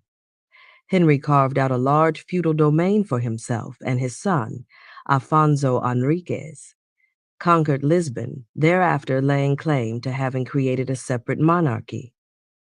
His claim received papal confirmation in 1179, but the kings of Castile continued to regard the Portuguese monarchy as a wayward and illegitimate child. A Mediterranean country that was not on the Mediterranean, cut off from the east by geography and Castilian enmity, Portugal became a virtual island in the Western Ocean. The majority of her population, in fact, worked on the land, but her unique identity was above all shaped by sailors and fishermen. Her most natural ally was England, that other country out on the Western Ocean. And the blood ties of these two monarchies had become close by the beginning of the 15th century. King John I of Portugal was married to Philippa of Lancaster, daughter of John of Gaunt, and their sons, one of whom, Duarte, was a future king of Portugal, another, Pedro, a future regent, and a third, Henry, to be the most celebrated of all as the founder of the Portuguese overseas empire, were first cousins to England's Henry V. For a moment, it could even have seemed that these two countries were joined in an audacious grand design. The conquest of Ceuta on the Moroccan side of the Strait of Gibraltar by John I and his sons, the first extension of the Reconquista beyond the peninsula itself, took place in August 1415, the same month as that in which Henry Plantagenet invaded France. This could hardly have been a coincidence, though we have no records to prove otherwise. Portugal may then have been planning a flanking movement on the Kingdom of Granada, whereby she would snatch it from the underbelly of Castile and achieve control of the strait for herself and her English ally. But Henry V had obtained the French crown by 1420, and so had access to the Mediterranean without any need for the strait. Portugal, left without English support for the conquest of Granada, turned instead to projects of her own that have made the taking of Ceuta look to subsequent generations like the first in a long set of deliberate steps along the coast of Africa to India by the end of the century. A southeast passage to India may well have been one of Prince Henry's dreams when he organized his enterprise of overseas discovery a few years after Ceuta. But he also had more immediate aims with which to occupy himself, and for which Master Jacomi would have been particularly useful. One of these was a project to explore southward along the African coast, above all to find a sea passage to Guinea, the source of the lucrative trans-Saharan trade, which would thereby be outflanked by Portuguese ships. We may assume that Master Jacome knew more about the southward conformations of the West African coast by now than he or his father did when they worked on the Catalan Atlas more than 40 years before. On the Catalan map, the southern termination of that coast was at Cape Bojador, on a line only midway down the Sahara. Alongside the Cape, in the rough Western Ocean, the map depicts a frail Mediterranean craft with the flag of Aragon on its prow and a forlorn single sail buffeting in the wind, and 4 faces gazing out over the bulkhead, in horror, resignation, or grim determination, one cannot tell, accompanied by this inscription: Jaime Ferrer's vessel departed in search of the River of Gold, St. Lawrence Day, which is on the 10th of August, and this was in the year 1346. Ferrer was a Catalan himself, and his vessel, which had disappeared with everyone on board, had been the last within memory to try to pass the fearful currents of Bojador. Yet there were traditions upholding the possibility of a passage beyond them. In about the 6th century BCE, the Carthaginian prince Hanno had led down the coast a voyage that seems definitely to have gone far south of the Sahara. Indeed, it is possible that Hanno circumnavigated Africa. Herodotus describes an earlier circumnavigation of Africa that had been reported to him in Egypt, made by Phoenician sailors in around 600 BCE. And though Herodotus himself seems to doubt the story, it has been accepted as feasible by some scholars. Pliny's Natural History, which, though written in the 1st century CE, was regarded as a definitive encyclopedia of world geography through all of the Middle Ages, takes it for granted that there were circumnavigations of Africa in antiquity. Nevertheless, this possibility would not be proven to Europeans until Portuguese ships rounded the Cape of Good Hope near the end of the 15th century, long after Prince Henry's death. What he would see in his own lifetime, however, was the rounding of Cape Bojador and the discovery of the coast of Guinea. Another of Prince Henry's more immediate aims, and in fact the very first to which he addressed himself, was one for which Master Jacomi must have been of the greatest use: the exploration of the Western Ocean, or the Atlantic as we now call it.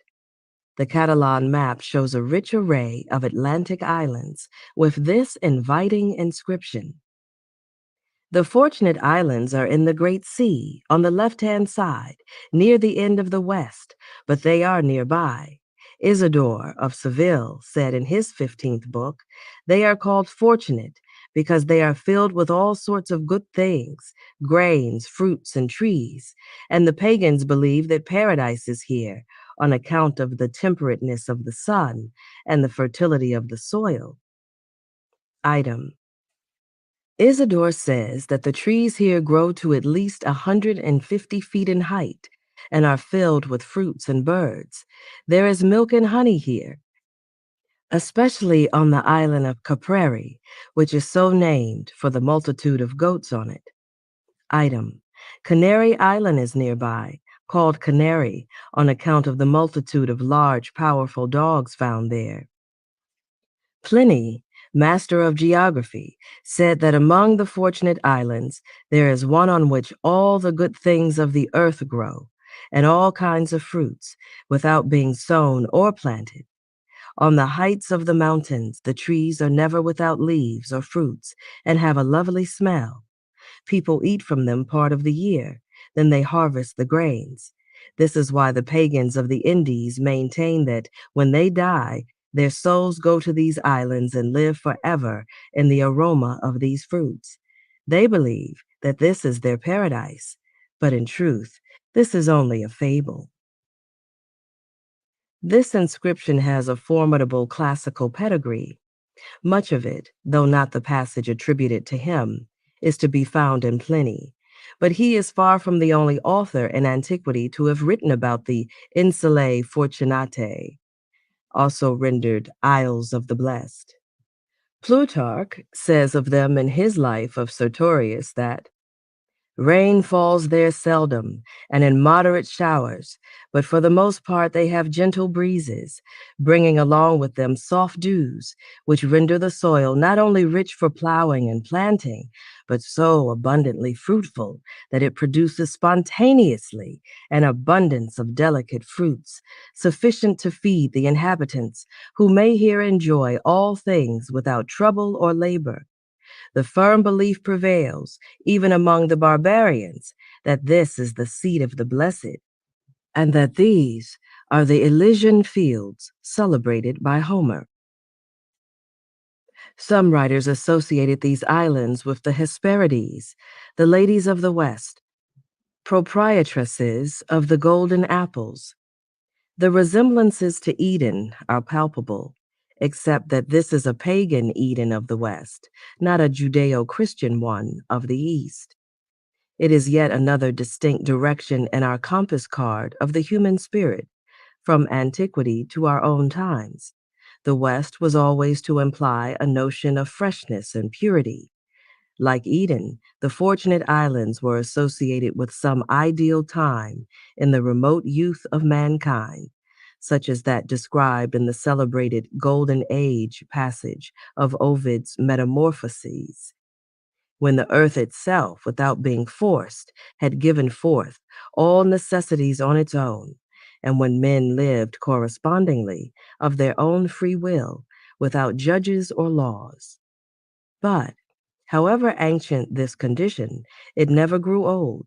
Unlike the fading East, the West represented an eternal youthfulness. But what were the Fortunate Islands, in fact? Many of the ancient descriptions are quite detailed, and certainly were not mere products of the imagination. Modern writers have usually identified them with the Canaries, but despite Pliny's own use of this name, he seems to have had something more distant and grandiose in mind.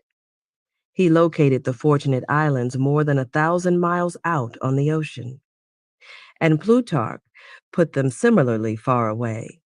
We cannot look for exactitude in these estimates, but they do give the impression of referring to something closer to the Azores than to the Canaries.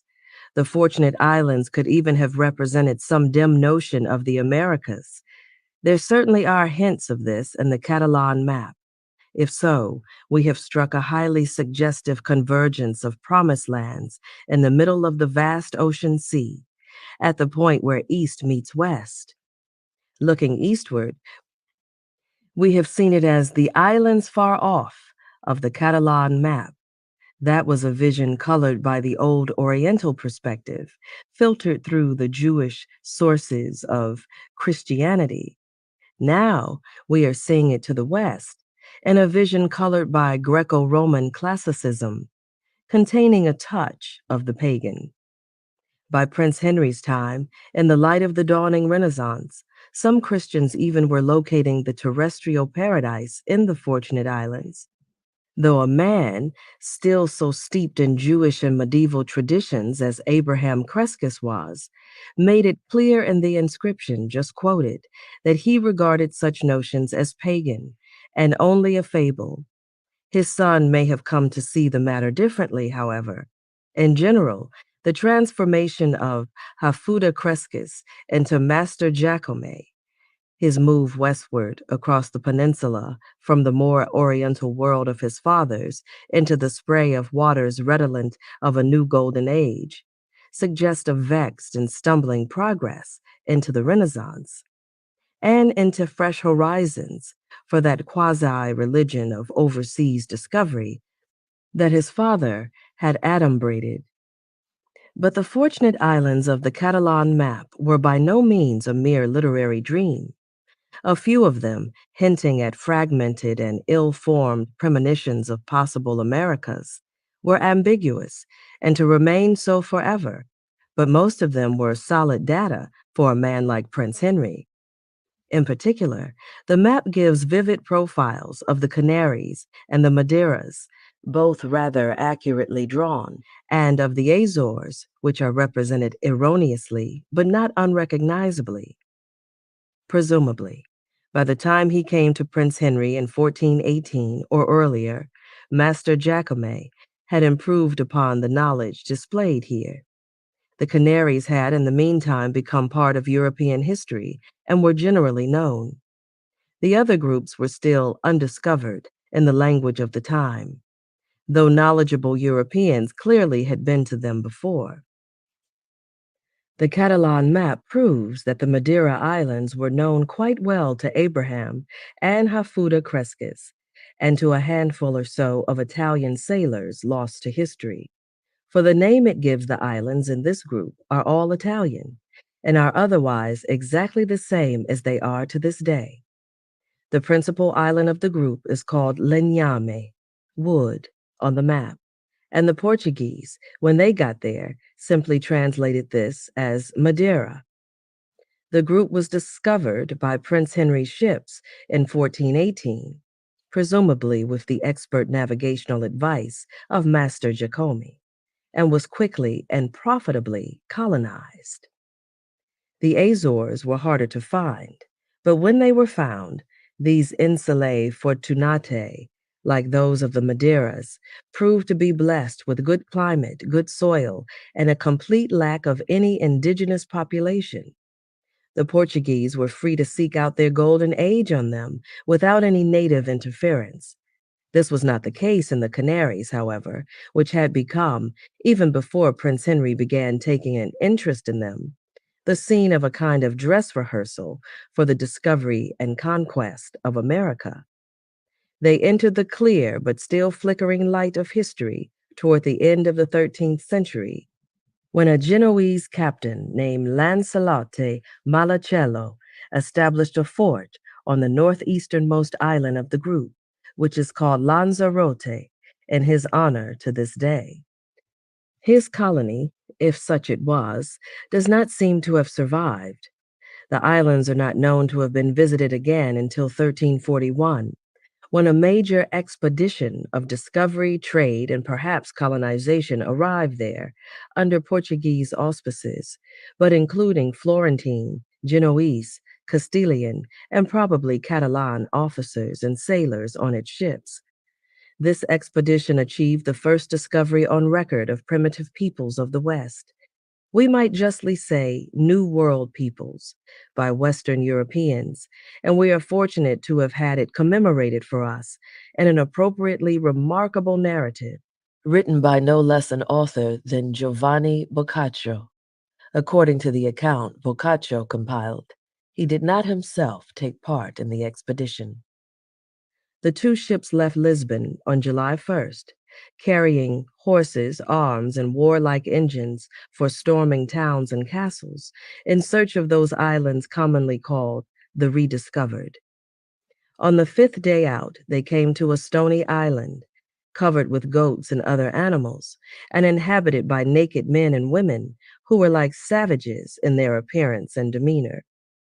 At the next island they reached, apparently the Grand Canary, a great number of natives of both sexes, all nearly naked, came down to the shore to meet them. Some of them, who seemed superior to the rest, were covered with goats' skins, colored yellow and red, and as well as could be seen from a distance, the skins were fine and soft, and tolerably well sewn together with the intestines of animals. The islanders showed a wish to communicate with the people in the ships, but when the boats drew near the shore, the sailors, who did not understand a word they said, did not dare to land. Their language, however, was soft, and their pronunciation rapid and animated like Italian. Some of the islanders then swam to the boats, and 4 of them were taken on board and afterwards carried away. Such unperturbed collecting of human specimens for examination back home was to be a standard behavior in the age of discovery. The Europeans found a similar state of undress on the other islands, and a similar lack of excuse for the mass of war machinery they had brought with them.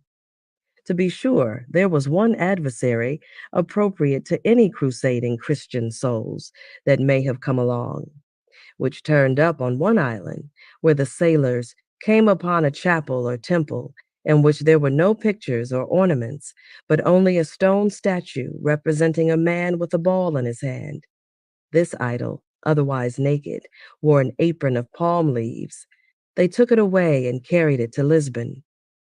Nobody knows what became of the statue, and there is, alas, nothing more in the narrative about native religious practices, or about native customs in general, for that matter. This anthropological weakness is evidently due not to any fault of the writer, but to a lack of such interest in the observers who brought him their accounts. They clearly were much better when dealing with the natural rather than the human scene, for they doubtless were looking at these islands with an eye to colonization and would certainly have preferred to find them as empty of an aboriginal population as the Madeiras and Azores were later found to be. The humanists back home, however, tended to be more concerned with the natives. This was a pattern to be repeated in generations and discoveries to come.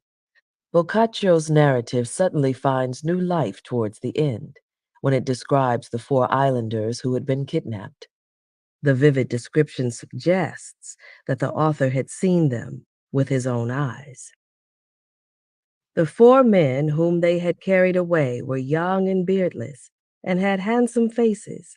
They wore nothing but a sort of apron made of cord, from which they hung a number of palm or reed fibers of 1½ or 2 hairs' breadth, which formed an effectual covering. They were uncircumcised. Their long light hair veiled their bodies down to the waist, and they went barefoot. These men were spoken to in several languages, but they understood none of them. They were not taller than their captors, but were robust of limb, courageous, and very intelligent.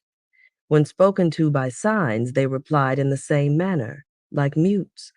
They sang very sweetly and danced almost as well as Frenchmen. They were gay and merry, and much more civilized than many Spaniards. They absolutely refused wine and only drank water. Wheat and barley they ate in plenty, as well as cheese and meat, which was abundant in the island and of good quality, for although there were no oxen, camels, or asses, there were plenty of goats, sheep, and wild hogs. They were shown some gold and silver money, but were quite ignorant of the use of it, and they knew as little of any kind of spice. Rings of gold and vases of carved work, swords and sabers were shown to them, but they seemed never to have seen such things, and did not know how to use them. They showed remarkable faithfulness and honesty, for if one of them received anything good to eat, before tasting it, he divided it into portions, which he shared with the rest. Marriage was observed among them, and the married women wore aprons like the men, but the maidens went quite naked, without consciousness of shame. This description seems essentially authentic, though colored by a sentiment that foreshadows the noble savage ideal of later centuries.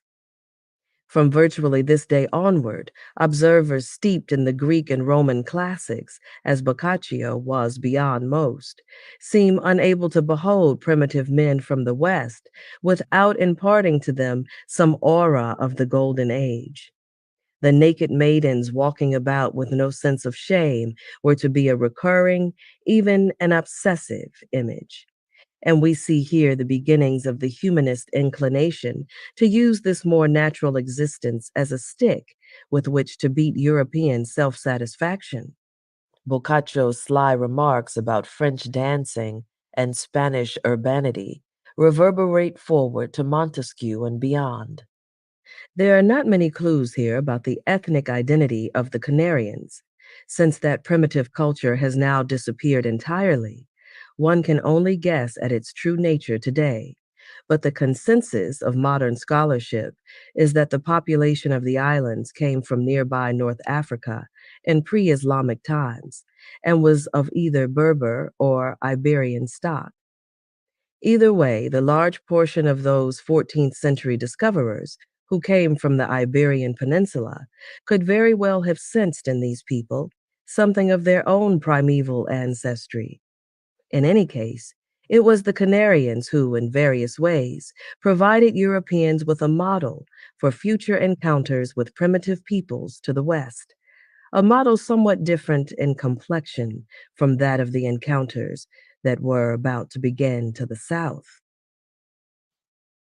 The next known European incursion into the Canaries took place more than 60 years later and was the definitive one.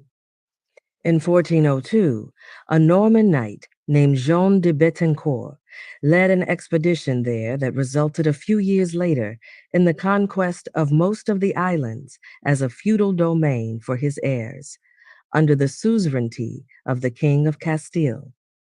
The story, rather confusingly presented in the one account that has come down to us, was recorded by Betancourt's two missionaries, Pierre Bontier and Jean Le Verrier. All the by now traditional elements of European colonial conquest are there. Those among the natives who give in to the conqueror and collaborate with him, and those who continue to resist. The conspiracies between rebellious elements in the conquering armies and the resisting natives, recrimination and revenge among the natives, ending in mutual slaughters provoked by the conqueror, enslavement, and most characteristically for that age, the choice of death or conversion to Christianity. One passage in the missionary's account tells how some of the conquerors had killed many natives and reduced the others to such extremity that they no longer knew what to do, but came from day to day to throw themselves upon the mercy of the Christians, so that hardly any who remained alive were unbaptized, especially of those who might have given trouble and been too much for the latter. The attitude of the pious narrators is clear. They are not without human, shall we say, Christian sympathy for the Canarians.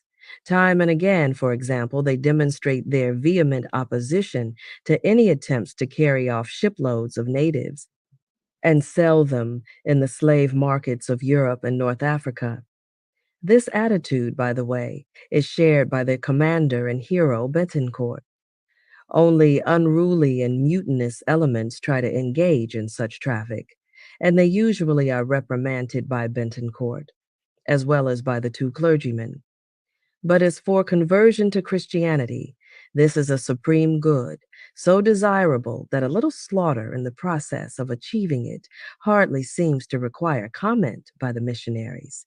Such suspension of sentiment where spiritual principles were concerned was characteristic of the age, and the Jews of Spain knew the application of it every bit as well as the Canarians did.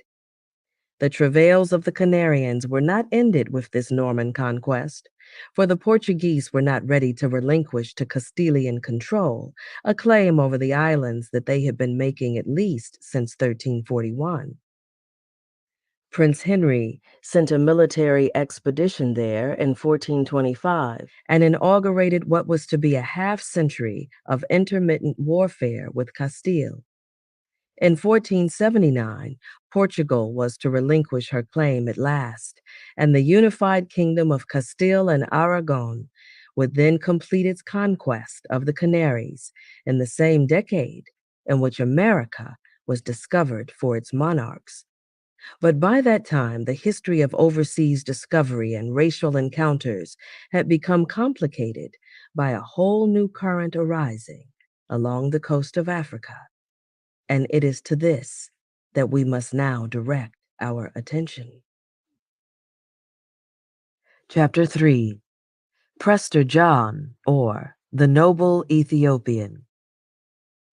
At a place south of Egypt on the Catalan map, a Saracen king is described as being always at war with the Christians of Nubia, who are under the rule of the emperor of Ethiopia, of the land of Prester John. But Ethiopia is below the southernmost edge of the map, and we learn nothing more about this. The narrators of Jean de Betancourt's Canarian expedition speak of going to Africa to obtain news of Prester John, and Prince Henry's chronicler, Gomez Iones de Zurara, writes of the explorations along the African coast that the prince not only desired to have knowledge of that land, but also of the Indies, and of the land of Prester John if he could. Indeed, the search for Priest John, for the name which is Presbyter Johannes in Latin and Petre Jean in French, is simply a variant of this, was considered by Zurara to be one of the main reasons for Prince Henry's whole enterprise.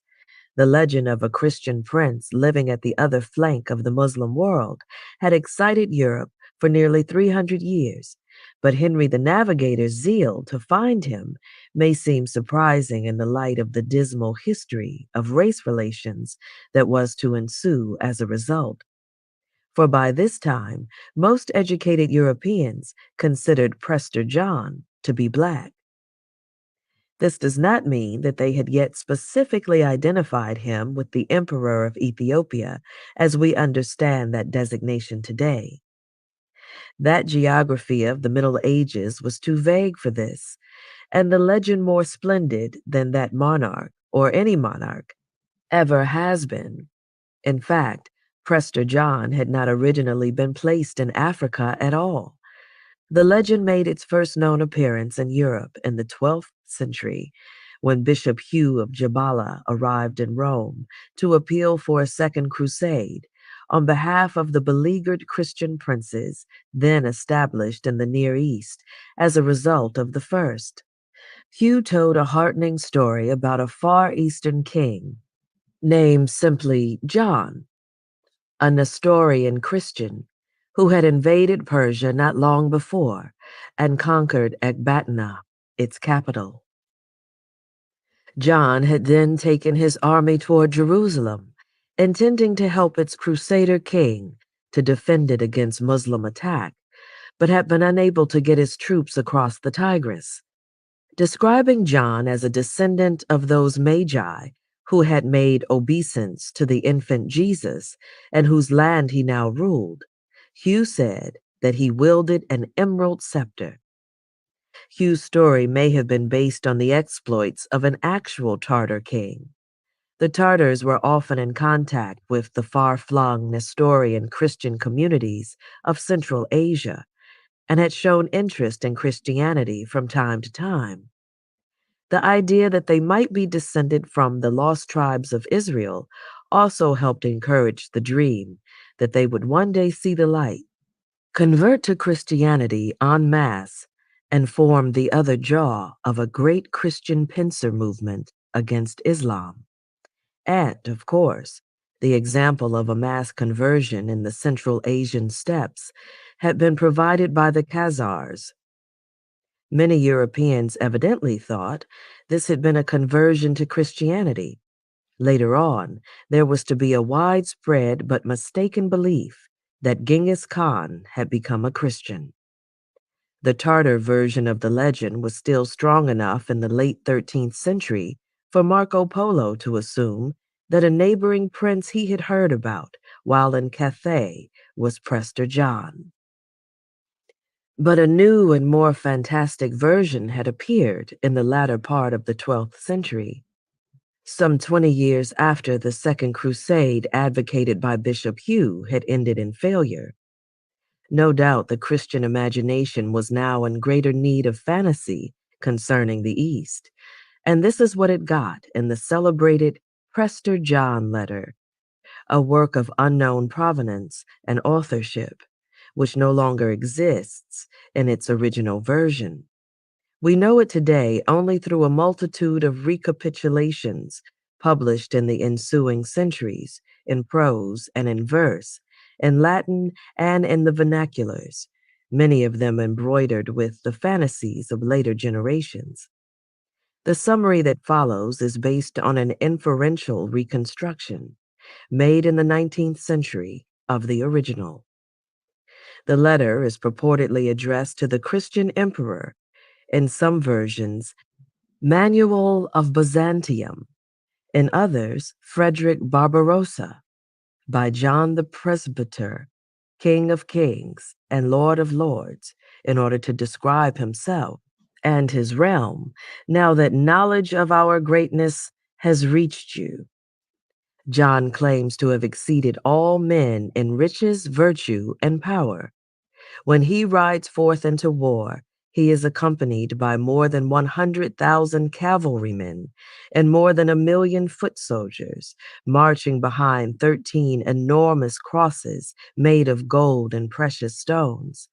72 kings pay tribute to him. 30,000 men eat at his table every day, and they are served by 7 kings, 52 dukes, and 365 counts, as well as by humbler retinue. Roman and Greek clergymen alike eat at John's side. The table itself is made of emerald, supported by legs of amethyst. Other tables in the palace are of gold and ivory. The palace, built after the pattern of the one erected for King Gundafor by the Apostle Thomas, is a vast structure of shittim wood, ebony, gold, onyx, sardonyx, and crystal. John's bedchamber is bedecked with gold and precious stones, and his bed is made of sapphire. But the sapphire represents chastity, and though John has a harem of the most beautiful women in the world, he lies with one or another of them only 4 times a year altogether, solely for procreation. Nor is this the only demonstration that John's realm is not founded on mere untrammeled splendor. When he rides forth on ordinary occasions, he is preceded not by martial magnificence, but by an unadorned wooden cross and a vase full of earth, to remind him of the passion of the Savior and of the dust to which he shall himself return one day. To be sure, the vase is of gold, and a silver bowl full of gold is also brought along. But this is so that the world may always be reminded of John's greatness. A bent for self-effacement is above all shown by his simple title of presbyter. The reason for it, he explains, is to distinguish his own unique majesty from all the kings and archbishops with whom his palace is regularly overflowing. In this array of high titles, we choose to be called by a lesser name and to assume an inferior rank, to show our great humility. An ideal balance of wisdom and wealth also characterizes the realm over which John presides. There is no poverty among his subjects and no strife. Thieves and robbers are not found here, nor adultery and avarice. There is no flattery and no lying. For he who speaks a lie dies forthwith, or is regarded by us as dead. His name is not mentioned, nor is he honored. Pilgrims and visitors are warmly received. Indeed, they may find a special reward in store for them. For in a desert place there stands a rock that has incredible curative powers. 2 holy men guard it and ask every arriving pilgrim if he is a Christian or wants to become one. If he answers affirmatively, he is allowed to get into a muscle-shaped cavity in the rock, in which there are 4 inches of water.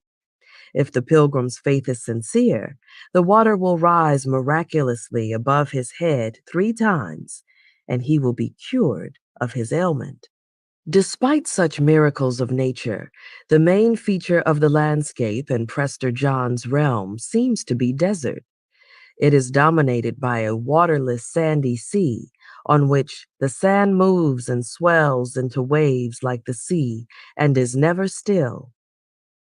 After a desert journey of 3 days from this sea, one reaches mountains, from which descends a waterless river of stones, which flows through our country to the sandy sea. 3 days in the week it flows and casts up stones both great and small, and also carries with it wood to the sandy sea. When the river reaches the sea, the stones and wood disappear and are not seen again. While the river is in motion, it is impossible to cross. On the other 4 days, it can be crossed. The desert character of the realm is further suggested by John's particular stress upon elephants, dromedaries, and camels among the many animals to be found there. Yet for all this aridity, there is abundance. The sandy sea, for example, contains all kinds of edible fish. Where, then, is this remarkable country? Our magnificence, writes Prester John, dominates the 3 Indias and extends to farther India, where the body of St. Thomas the Apostle rests. It reaches through the desert towards the place of the rising sun and continues through the valley of deserted Babylon, close by the Tower of Babel. Suddenly, the vague immensity takes on a biblical tinge. This is deepened when John informs us that his territories comprise the Pison, which is one of the 4 rivers that rise up out of the terrestrial paradise, according to the 2nd chapter of Genesis. Furthermore, like the land of Havilah, around which the biblical Pison flows, John's country contains gold and onyx. It also flows with milk and honey.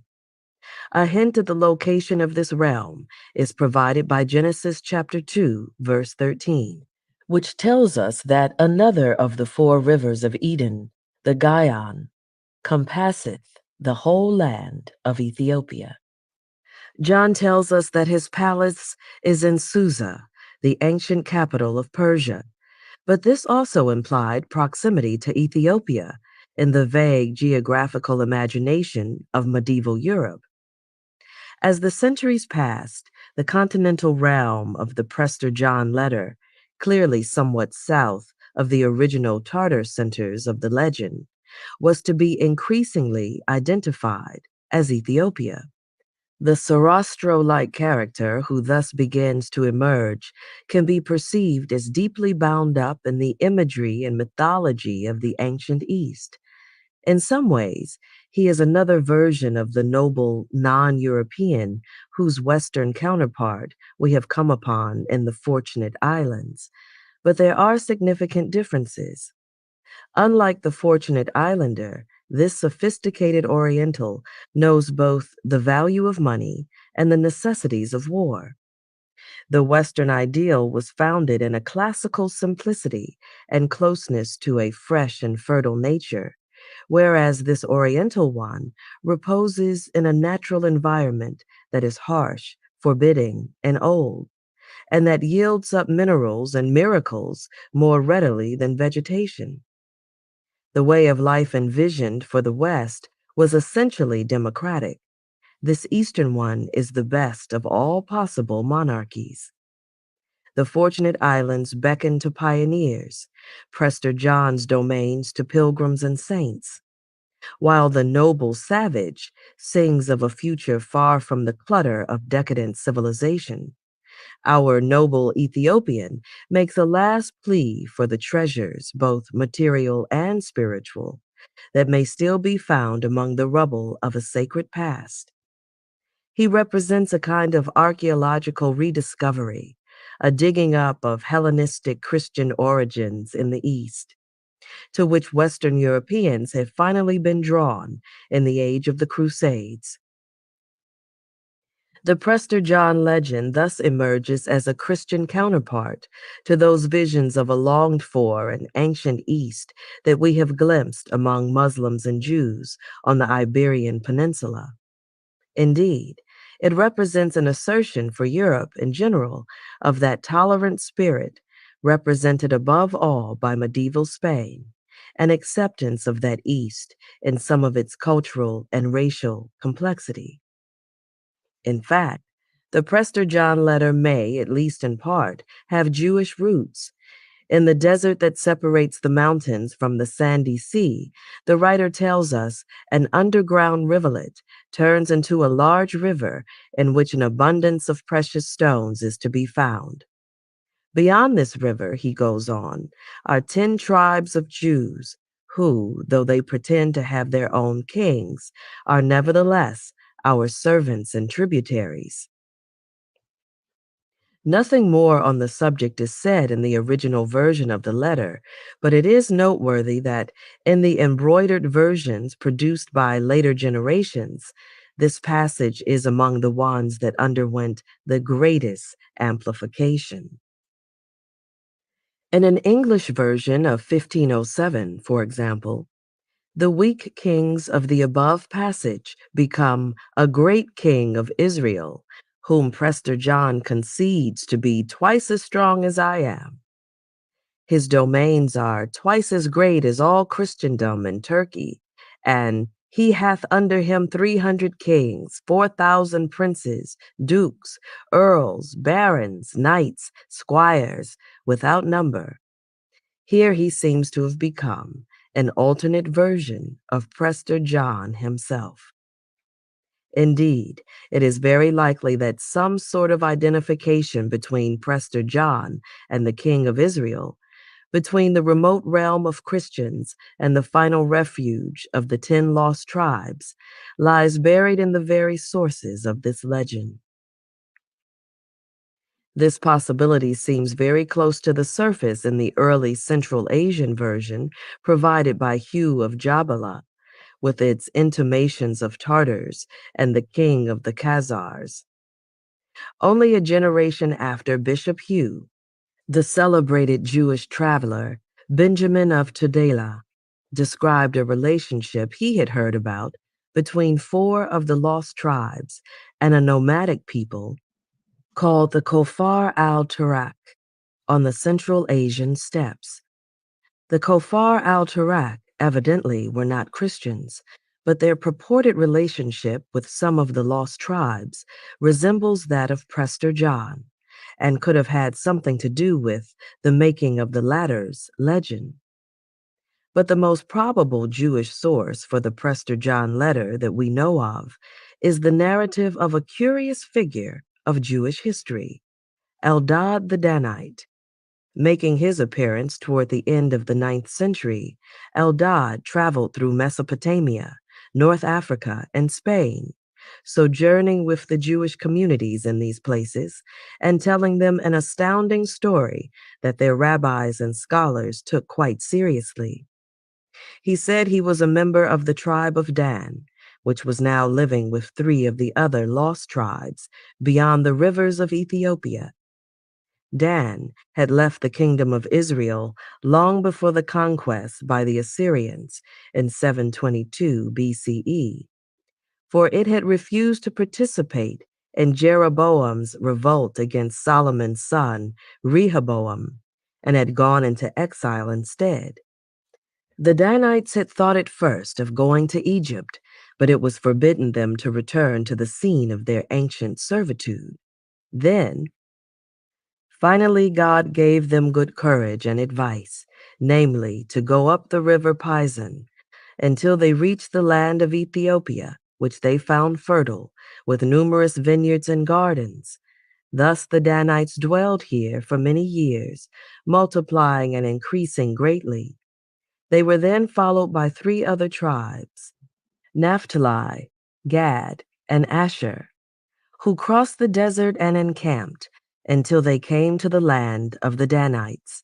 In their wanderings, they slew many Ethiopians in a territory extending 4 days' journey in each direction, and they had been fighting with 7 kingdoms up to this day. And these 4 tribes, and those who dwelt in the ancient Havilah, where there is gold, trusted in the Lord. Eldad goes on to describe a way of life that combined nomadic virtues and warlike valor with great wealth. These tribes possess much gold, silver, and precious stones, as well as sheep, oxen, camels, and asses. But nevertheless, they sow, reap, and dwell in tents. They are splendid when going out to war. Then the trumpet is blown, and 120,000 horsemen and 100,000 foot soldiers gather round their chief. These are people even more impressive than the Khazars, though the latter may well have been a source of inspiration for Eldad's story, as also, undoubtedly, were the Falashas, the highly independent and warrior-like Jews of Ethiopia itself. Another source is Zephaniah chapter 3, verse 10. From beyond the rivers of Ethiopia, my suppliants, even the daughter of my dispersed, shall bring mine offering. Running along one of the borders of Eldad's homeland is a river 200 yards wide and full of sand and stones, but without water.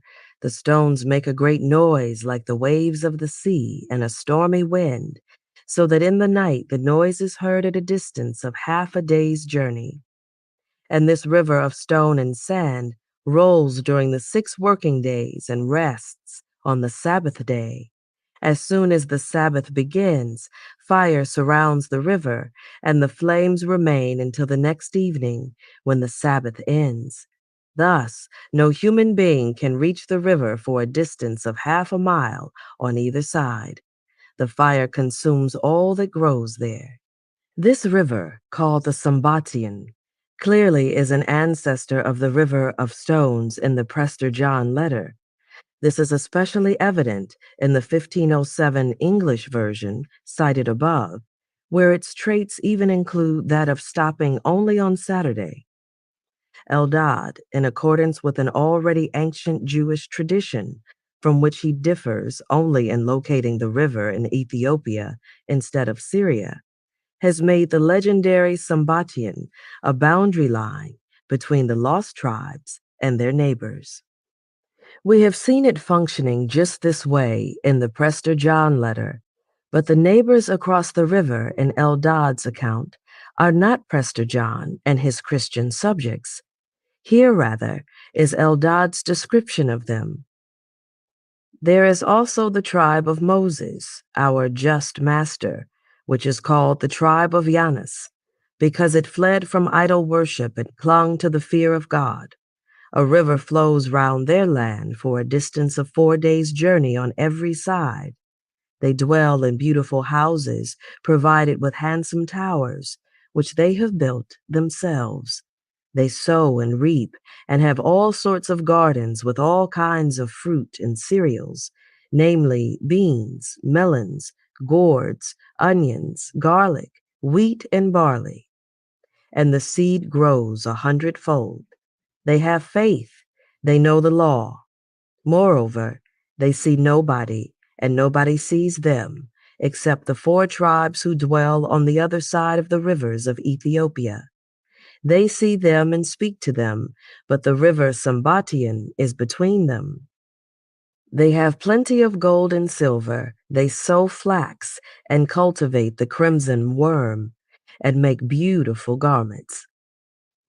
These are the Levites of the tribe of Moses and the priesthood, and though not all of them are necessarily prophets or priests, a whole nation of them implies an exalted religiosity. Indeed, they were too exalted for the possession of territory in biblical times, and were not one of the 12 tribes among whom Joshua divided up the land of Canaan. They are therefore not one of the 10 lost tribes. This legend of a gathering of them in a country of their own is not exclusive in Eldad, but its origins are quite obscure, as is the name it gives them. Janus is simply a Hebrew word that means fleeing, so that it may not be a proper name but part of a designation, the tribe that flees, that is, from idol worship. But other texts make Janus a proper name, which can be either that of the tribe or of its Levite founder. This could be a direct forebear of Prester John. Here is a people of virtually priestly status, living across the Sambatian from some of the lost tribes of Israel in a condition of unique sanctitude and bearing, either itself or in the person of its leader, the name Janus. Could this have been adapted into the Latin form Johannes? Isn't presbyter a likely notion to have emerged out of the legend of a tribe of Levites? If there is indeed a Jewish identity buried in the legendary personality of Prester John, then he is a significant symbol, not only of certain of the more favorable aspects of the Judeo-Christian relationship in the Middle Ages, but also of the peculiar complexities of the emerging racial consciousness of the Renaissance. For if his remotest Ethiopian origins have a Jewish coloration, his most up-to-date Ethiopian image in the 15th century had, as we have seen, a black one. We can thereby see in all its richness the tolerance implied in the vision of Prester John. Although Eldad and his fellow Danites apparently, in their time, did not have to be black to be Ethiopian, An anthropologically more sophisticated 15th century tended to take it for granted that a king of Ethiopia could not have been any other color. But, at least for the length of a historical moment, the seekers of Prester John did not seem any more perturbed by his Black than by his Jewish aspect. To the extent that his Blackness was that of an Ethiopian, John's emerging coloration had a long and not always unfavorable history in European eyes.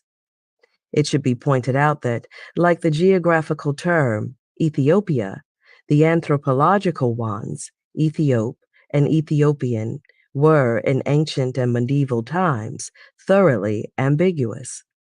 When they referred to someone from a specific region, they were close to our modern usage, even though that region, which began as the Upper Nile and had its capital at Meroe, sometimes stretched southward and eastward as far as imagination would allow. But Ethiopian served to designate color before it came to be applied to a region. The Greek Ethiops, from which it is derived, literally meant burnt face and referred to any person of Black complexion, whatever his place of origin. Homer said of the Ethiopians that they live at the ends of the earth, some near the sunrise, some near the sunset. In later antiquity, the word tended to become restricted to Black Africans, meaning either any Negro or someone specifically from Ethiopia. The biblical terms Cush and Cushai, which may have been specifically geographical designations from the outset, came to be translated Ethiopia and Ethiopian, respectively. And the ambiguity was thereby reinforced. The attitudes toward the Ethiopians or Cushites on the part of both the ancient Greek and the Old Testament literatures are strikingly free of the color prejudices of later times. True, the implication of the Greek term burnt face and of Jeremiah's rhetorical question, can the Ethiopian Cushite change his skin or the leopard his spots? Is that the Ethiopian complexion is not desirable. But this disapproval is only skin deep. The Ethiops had unfortunately been burned black by the sun, but this had not affected his soul. Indeed, for Herodotus, it had not even harmed his appearance. For in one passage in the Persian Wars, we read that the Ethiopians are said to be the tallest and handsomest men in the whole world. This admiration of their stature and physical impressiveness is an attitude to be found elsewhere in ancient literature. Nimrod, the son of Cush, is a mighty hunter before the Lord, and the aspect under which the Cushites most frequently appear in the Old Testament is as a formidable enemy in war. We can perceive, then, a clearly defined image of a noble Ethiopian in the principal literary sources in antiquity. This even is true, indeed, it is especially so, of the one passage in the Old Testament in which the Ethiopian appears as a slave. The story of Ebed-Melech in Jeremiah 38 and 39. The fact that Ebed-Melech, the name means literally the king's slave, had the misfortune of being one of the eunuchs which was in the king's house, is in itself no condemnation of him. Nehemiah, the rebuilder of Jerusalem, also started out as a slave in a king's house. Some scholars think that he too may have been a eunuch. And Israel itself had been a slave in Egypt. The rise from slavery is one of the significant moral patterns of the Old Testament, and Ebed-Melech provides another instance of it. It is he alone who is concerned about Jeremiah after the latter has been thrown into a dungeon, and by interceding for him, Ebed-Melech obtains the king's permission to move him into the prison's courtyard. For this God rewards the Ethiopian by promising him his freedom. Nevertheless, a shadow crosses the picture at this point. We have here an image of the black man as a slave, the image of him that was to become the most typical one in the era launched by Prince Henry the Navigator. To what extent, then, was it becoming typical in Jeremiah's day? This question cannot be answered with any certainty, but it would seem that by this time such Middle Eastern powers as Egypt and Persia were obtaining a significant portion of their slaves from Black Africa. If so, then the slave relationship may well have been replacing the military one as the most characteristic form of contact between whites and Ethiopians in the Middle East. By the time of the New Testament, this change evidently had gone so far that the only significant appearance of an Ethiopian in it was not as a warrior, but as a slave, though one of high character, as Ebed Melech had been. The Romans, too, had first encountered Ethiopians as warriors in their African campaigns and were beginning to see them predominantly as slaves by the 1st century CE. At one point in the Satyricon of Petronius, the roguish heroes are seeking some means of escape from a ship, and Encolpius proposes that they deceive their captors by dyeing themselves with black ink to look like Ethiopian slaves. Giton makes this sarcastic and startling reply. "Oh, yes, and please circumcise us too so that we look like Jews, and bore our ears to imitate Arabians, and chalk our faces till Gaul takes us for her own sons, as if this color alone could alter our shapes, and it were not needed that many things act in unison to make a good lie on all accounts. Suppose that the stain of the dye on the face could last for some time. Imagine that never a drop of water could make any mark on our skins, nor our clothes stick to the ink, which often clings to us without the use of any cement.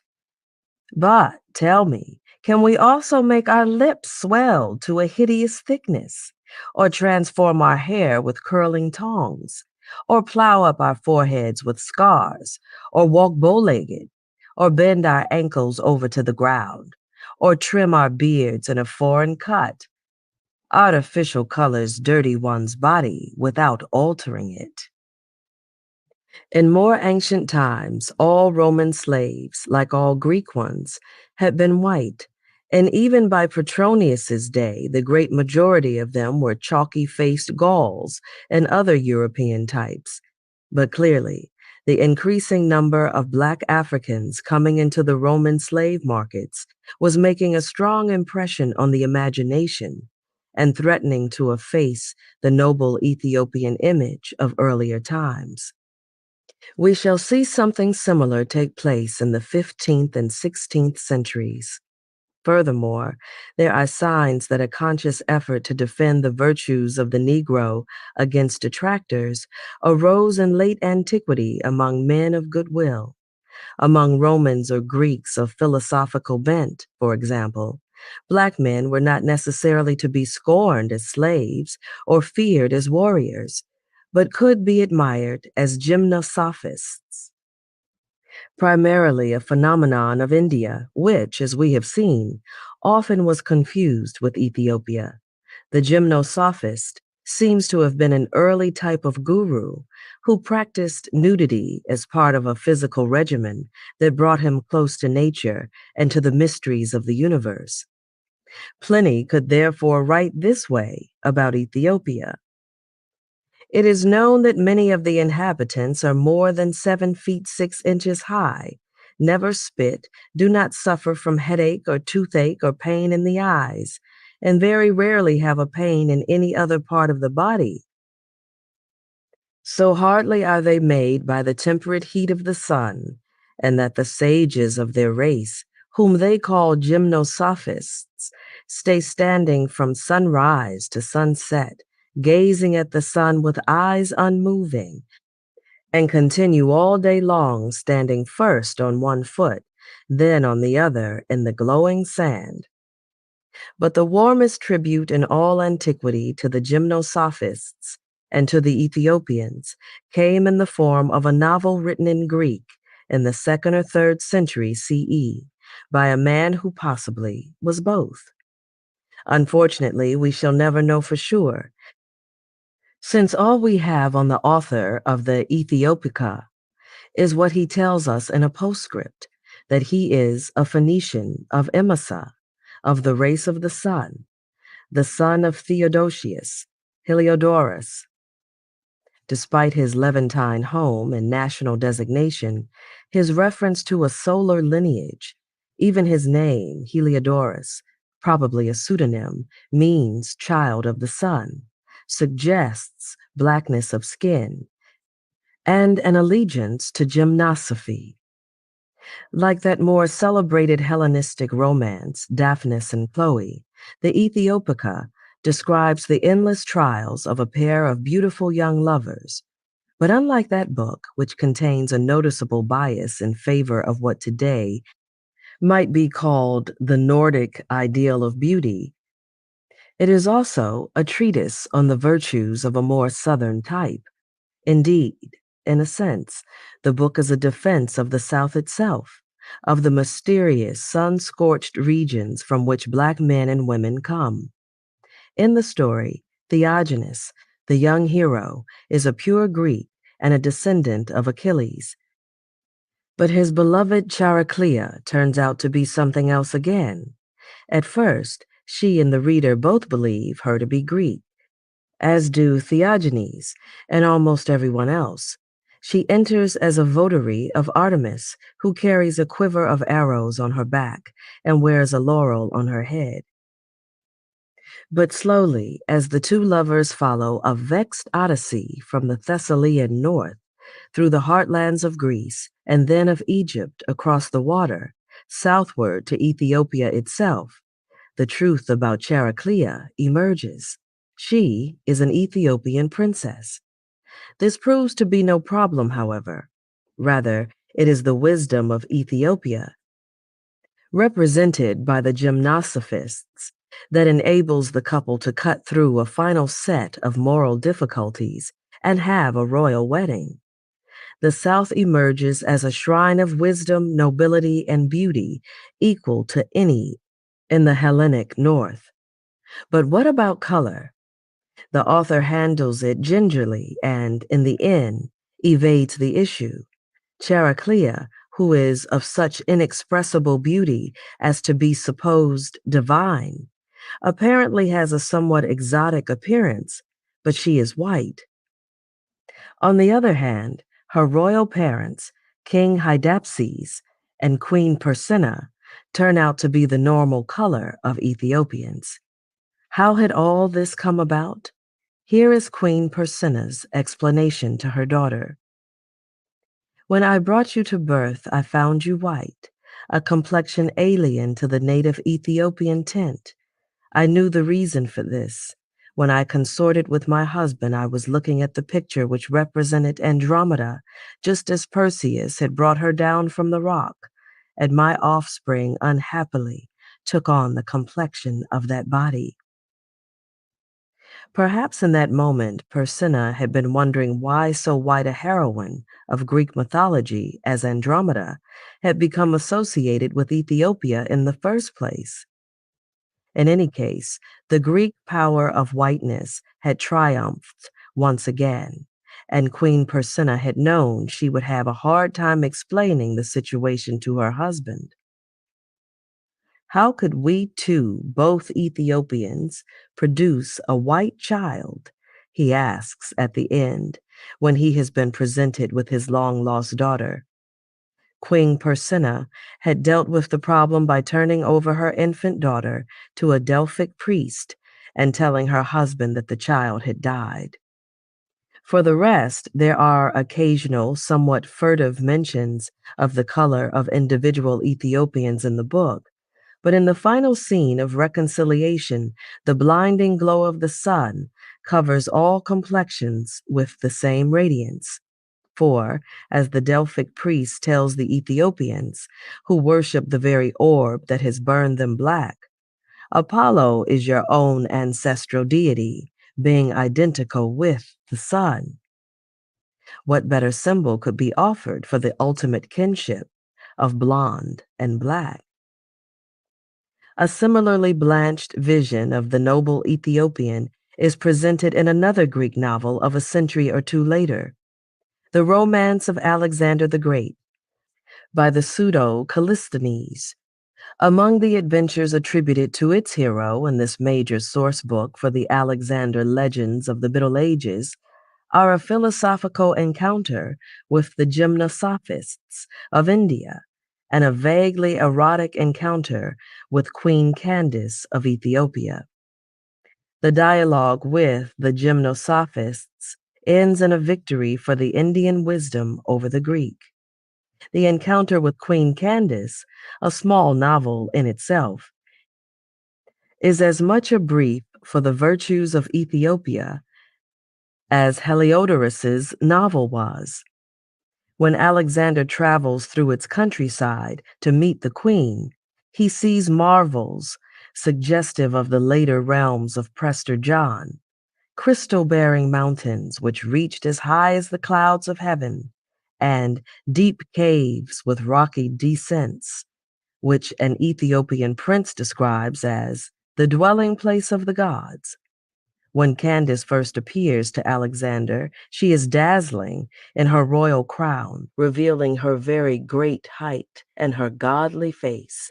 The great height is a standard element in the descriptions of the Ethiopian in antiquity. The godly face is also not new, but here the author stops short of color with a Heliodoran evasiveness. In fact, color is mentioned only once in the entire story. In a letter written to the Macedonian before he and she have met, the queen warns, "And do not be mistaken about color, for in our souls we are lighter than the white men amongst you." The implication is that whiteness is the best color for the soul, at least. As for the skin, one can have a burned face and still be beautiful, but it seems preferable to try not to notice the complexion at all. With this, the line of Prester John's early Ethiopian ancestry fades away in a haze of Hellenistic imagery and romance. Little more is to be seen of the noble Ethiopian until his revival in the 12th century. But except for the addition of medieval Jewish and Christian elements providing new dimensions of exaltation, his essential outlines were to be barely altered from antiquity. The pallid portraits painted by Heliodorus and the pseudo Callisthenes were a long way from the handsome black warriors of Herodotus, but they were perhaps the best that could be expected from an age in which color probably was becoming a serious problem. These Hellenistic romancers preserve the ideal of the noble Ethiopian against an advancing wave of color prejudice by emphasizing every one of his traits but blackness. The result was a view of him that was to be revived in the era of Prester John. He was black, to be sure, but somehow his color was invisible. As in the Catalan Atlas, his features were off the edge of the map of the Christian consciousness. So also was his Jewish ancestry invisible, buried deep in legend. Prester John was a symbol of racial and religious toleration within Christianity's complex heritage, but ultimately he would not be able to withstand the assault of a new outburst of prejudice directed against both the Eastern and the Southern components of his identity. Even in his simpler Hellenistic form, the noble Ethiopian had proved unable to withstand the challenge of a demonic black image coming up from farther south. So much the more vulnerable, then, with the complex figure of Prester John B., in an era when Christian fanaticism against the Jew came together with a loathing for the waves of black captives that began rolling off those very Portuguese ships that had gone searching for Prester John in the first place. The ancient image of the noble Ethiopian was to leave its traces upon the memory, but For the moment, at least, it was Petronius, and worse, who become our authors once again. Chapter 4. The Guinea Trade. If the Portuguese sea route to Prester John and the treasures of the Indies proved to be long, the consolations of the Guinea trade were meanwhile to be found on the way. This was something well known to Portugal's Carthaginian forebears, of whom Herodotus wrote, "There is a country in Libya, that is, Africa, and a nation beyond the pillars of Heracles, which they are wont to visit, where they no sooner arrive, but forthwith they unlade their wares, and, having disposed them after an orderly fashion along the beach, leave them, and, returning aboard their ships, raise a great smoke. The natives, when they see the smoke, come down to the shore, and laying out to view so much gold as they think the worth of the wares, withdraw to a distance. The Carthaginians upon this come ashore and look. If they think the gold enough, they take it and go their way. But if it does not seem to them sufficient, they go aboard ship once more and wait patiently. Then the others approach and add to their gold, till the Carthaginians are content. Neither party deals unfairly with the other, for they themselves never touch the gold till it comes up to the worth of their goods, nor do the natives carry off the goods till the gold is taken away. This seems almost idyllic at first sight, but the lack of personal contact between the natives and the foreign traders is strange, even ominous. We have a sense here of the ages-long impenetrability of sub-Saharan Africa, and of a fear on the part of the Carthaginians that could, in the end, beneath the pleasant glitter of gold, prove as destructive as the unabashed will to conquer. We get a much more explicit picture of the fear in another Greek narrative from the same period, translated or adapted from a Carthaginian original, which describes the voyage of King Hanno far down the western coast of Africa. Sailing into hitherto unknown regions, Hanno and his men began encountering barbarous Ethiopians in a country full of savage beasts, who threw stones at them or simply ran away at their arrival. Crossing the mouth of a great river full of hippopotamuses and crocodiles, they came to a place where at night they could see fires flaring up on all sides at irregular intervals. Farther on, they came to an island where they saw nothing but forest, and at night many fires being kindled, and heard the noise of pipes, cymbals, and drums, and the shouts of a great crowd. We were seized with fear, and the interpreters advised us to leave the island. Sailing away quickly, they coasted along a region with a fragrant smell of burning timber, from which streams of fire plunged into the sea. We could not approach the land because of the heat. Once again, they departed hastily and in some fear. They continued seeing fires all about, and eventually one that towered above the others and appeared to touch the stars. This was the highest mountain which we saw, and was called the Chariot of the Gods. At length they seemed to have reached the nethermost circle of this inferno. Following rivers of fire for 3 days, we came to a gulf called the Southern Horn. In this gulf was an island like the one last mentioned, with a lake in which was another island. This was full of savages. By far the greater number were women with hairy bodies, called by our interpreters gorillas. We gave chase to the men, but could not catch any, for they climbed up steep rocks and pelted us with stones. However, we captured 3 women who bit and scratched their captors. We killed and flayed them and brought their skins back to Carthage. The geographical mysteries of this narrative are insoluble, but the descent into bestiality, more so on the part of the intruders than on that of the natives, is as clearly plotted as on any map. In the Middle Ages, the Sahara served the Arabs of North Africa as the Western Ocean had served the Carthaginians. and the tradition of a flourishing trade with Guinea from the north was thereby continued. The main channel for the overland route was through the Atlas Mountains at Sigilmasa, alongside which the inscription of the Catalan map reads, "Through this pass go the merchants who enter into the land of the blacks of Guinea." The trade was a source of prosperity for Muslim merchants on the Barbary coast, for Jewish merchants at Sigilmasa, and even for the Christian merchants on the Iberian Peninsula, who were the eventual recipients of some of its benefits, which included not only gold, but ivory, Malagueta pepper, and slaves. Slaves may not yet have been part of the Guinea trade when the Carthaginians passed it on to their successors. We do not know. But it is certain that slaves were among the commodities being obtained by the Arabs in Guinea by the time Portuguese ships began to outflank them there in the 15th century. Indeed, it is possible to say that Negro slavery in the modern Western world is an Arab legacy. For though chattel slavery had continued to exist in the Christian countries of the Mediterranean, as in the Arab countries there, right down to Prince Henry's time and long after it had vanished in Northern Europe, Black slavery had declined in them after the Roman period and was to be found only in the Muslim world until about the 13th century.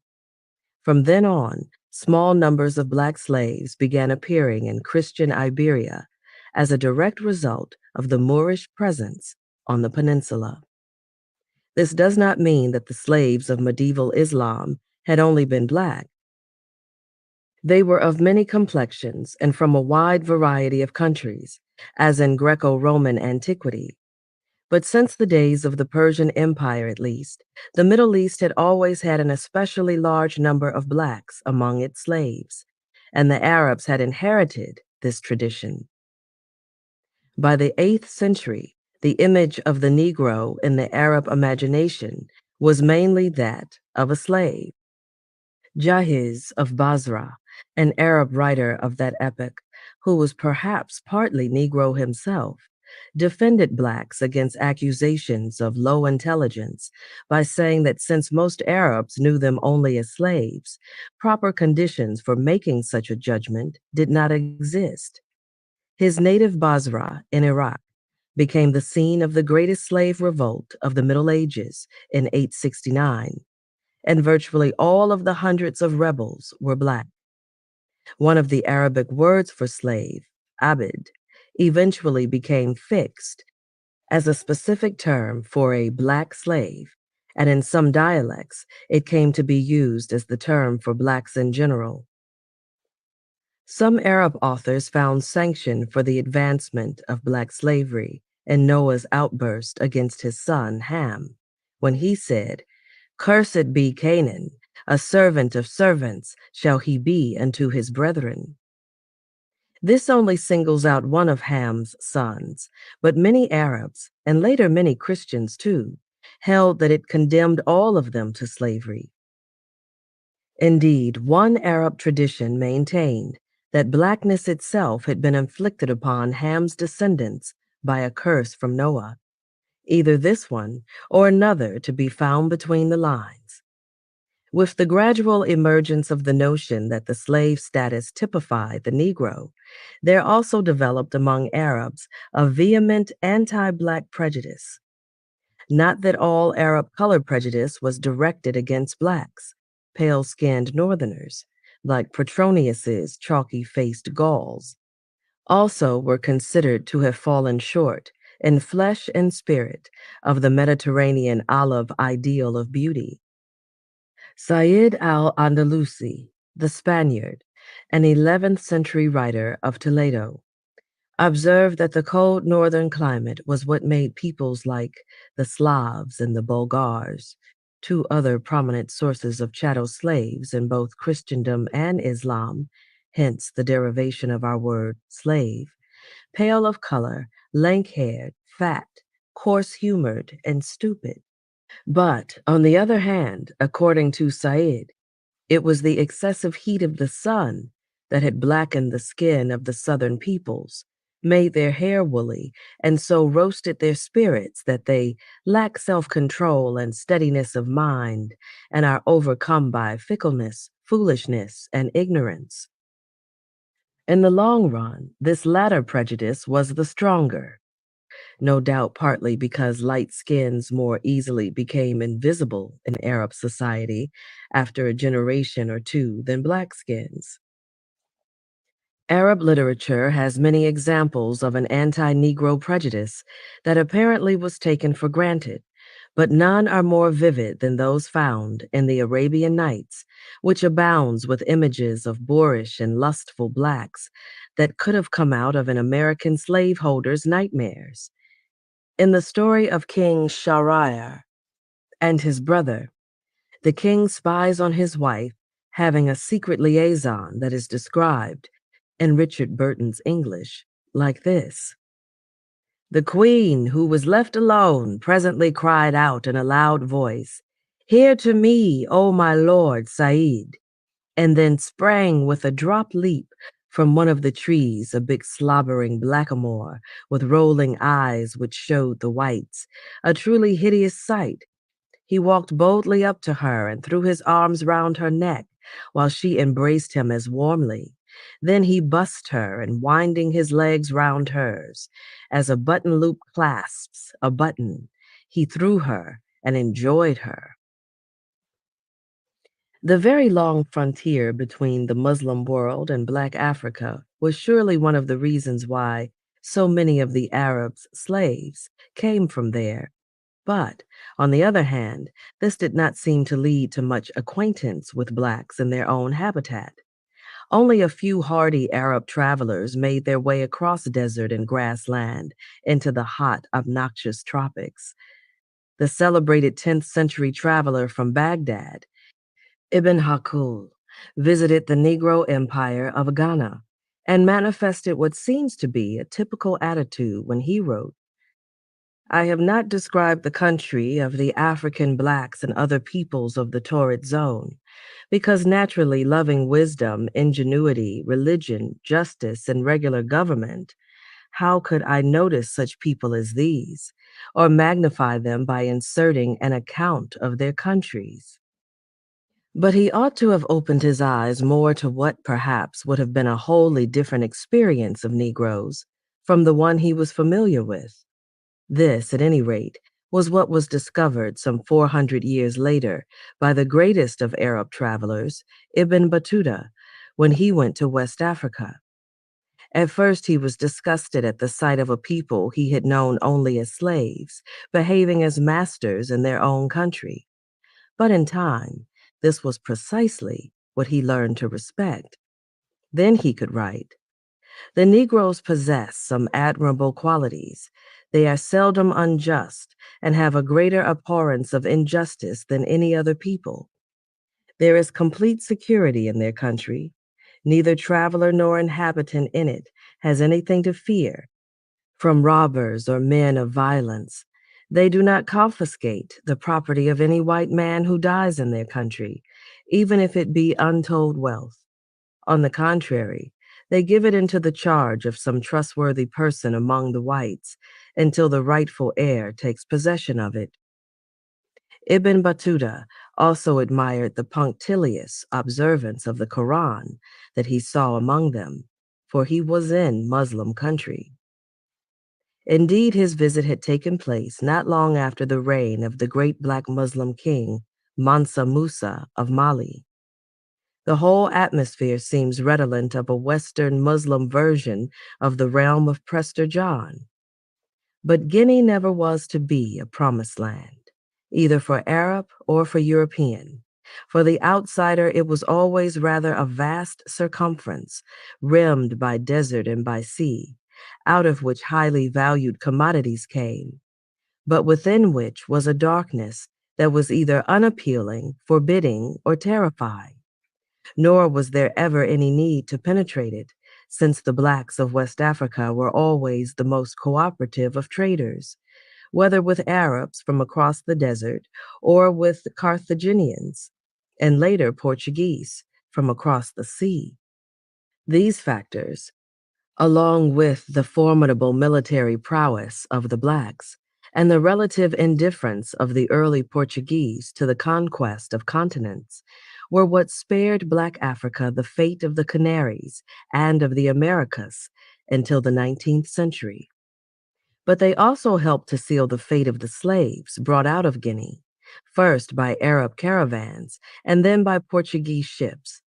For even the Canarians, whom Jean de Betancourt had sometimes slaughtered but refused to sell into slavery, were a people in its land to be treated as such for better or for worse.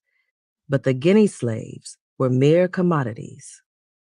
Making men into commodities was, among other things, a convenient way of dealing with one's fear of them, of reducing and containing the awesome primitive powers of the wild men and women encountered by Hanno's men, or of the potent blackamoor described by the Arabian Nights narrator. A good picture of the beginning of the Portuguese historic encounter with the frightening black men of the South is provided by Prince Henry's chronicler, Gomez Ianez de Zurara, in his description of a significant moment in the Portuguese conquest of Ceuta. Standing among the defenders of the city gate, he writes, was one Moor who was very tall and of a most threatening complexion, all naked, who used no other weapons than stones. But each of the stones that he threw seemed to be hurled by a catapult or a cannon, such was the strength of his arm. And when the Moors were thrust back against the gate of the city, he turned back to the Christians, stooped himself, and threw a stone, which struck Vasco Martins d'Albagaria and carried away the visor of his casque. What sort of Moor was this rude giant, so different from the ordinary run of Berbers and Arabs at Ceuta? We learn more in the next sentence. The aspect of this Moor was such as to inspire terror, since all his body was black as a crow, and he had very long and white teeth, and his lips, which were fleshy, were turned back. As it turned out, terror could not daunt the sturdy Vasco Martins, who, despite the violence of the blow received, did not lose countenance and did not fail to pay the Moor for his labor. The latter had had barely time to turn around when the lance of the Portuguese pierced him through. So soon as the Moor fell lifeless, all the others were taken with panic and rushed towards the gate to take refuge in the city, and the Christians with them. The first invasion of Africa by the Portuguese emerges here as their first assault on Black Africa as well. But not all of them were to be so hardy as Vasco Martins d'Albagaria. In the end, it was easier to slip chains onto the giant than to do battle with him. The assault on the blacks, now being begun by Portugal and Spain, was, in one sense, just a part of the burgeoning vengefulness upon the entire legacy of those civilizations that had once overrun the peninsula from the south and ultimately the east, but in another, the outcome of attitudes inherited from it. Whatever had been feared or loathed in medieval Spain by Christian and Muslim alike had come up from the deep south, such as the harsh, uncivilized religious fanaticism of the Almoravid and Almohadi Berber invaders in the 11th and 12th centuries. The southward thrust that the Portuguese were now undertaking was the beginning of a voyage into the terrifying dark recesses of the Iberian collective unconscious. The farther south their ships took them in the search for an eastward passage, the more the benign black image of Prester John became obscured under the frightening and then contemptible ones of the Moor at Ceuta and the Guinea slave. But there was substantial compensation for this in the gold and other worthy products obtained, and in the glory of the unique southward directed crusade that Portugal could claim as her own God-given mission. Prince Henry's ships finally rounded the dreaded Cape Bojador in 1434. It is conceivable that Master Jacome of Majorca was still alive to witness this triumph of the old spirit of geographical adventure for virtually its own sake, but his was a dying generation, and a new mood of rapaciousness and cruelty now went along on those bold ships as well. By the next decade, the Portuguese captains were coming back from their voyages south of Bojador, carrying not only gold, but slaves, acquired either by trade with coastal chieftains or by direct forays on the part of the sailors, who kidnapped any innocent people they could find along the shores where they landed. Oddly enough, it was the slave trade that the Portuguese proudly proclaimed to the world. Gold was something about which they preferred to keep quiet. Portugal was still struggling with the ghost of illegitimacy, and an open quest for gold on her part would have raised it again. Slaving expeditions, on the other hand, could be depicted as campaigns against the Moors, a continuation of the glories of Ceuta. The captives were being brought out from pagan darkness into the light of Christianity. The chronicler Zurara writes in his history of the discovery of Guinea how his patron Prince Henry at one point, watching yet another consignment of slaves from Africa, reflected with great pleasure upon the salvation of those souls that before were lost. Zurara then enthusiastically adds these observations of his own. And certainly his expectation was not in vain. For, as we have said before, as soon as they understood our language, they turned Christians with very little ado. And I, who put together this history into this volume, saw in the town of Lagos, in Portugal, boys and girls, the children and grandchildren of those first captives born in this land, as good and true Christians as if they had directly descended from the beginnings of the dispensation of Christ, from those who were first baptized. Zurara tells us nothing of the juridical condition of these fortunate offspring, but he makes clear enough his view that, at least as far as Africans are concerned, the condition of the body is as nothing to that of the soul. This view evidently was good enough for the Church. In 1442, Prince Henry received from Pope Eugenius IV a letter that was to be the first in a series of commendations from Rome for his campaigns against the Moors, that is, for his slaving expeditions. In a series of papal bulls in the 1450s, Portugal was given full license not only to make war against the infidel and capture slaves in the newly discovered regions of Africa, but to enter fully into trade relations there. This really meant gold for the Portuguese, of course. The slave trade was not to be truly profitable until the colonization of the New World in the next century. In the meantime, Portugal's fateful entry into the black slave trade, hitherto virtually a Muslim monopoly, was merely a stratagem that had worked. The West African was in truth being crucified on a cross of gold. For if this was crusade, as it pretended to be, then how the mighty had fallen.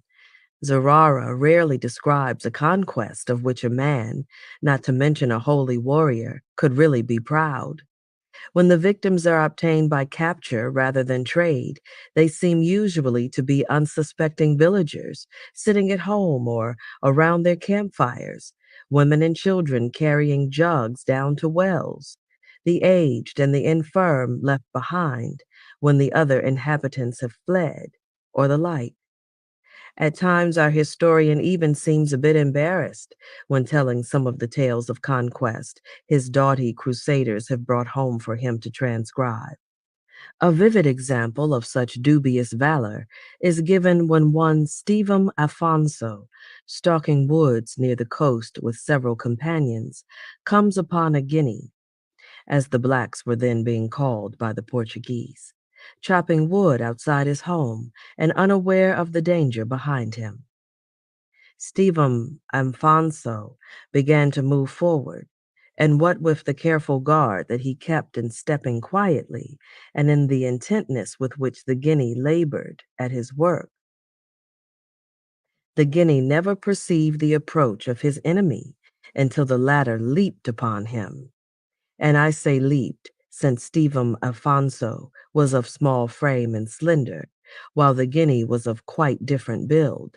And so the Portuguese seized him lustily by the hair, so that when the Guinea raised himself erect, Stephen Alfonso remained hanging in the air with his feet off the ground.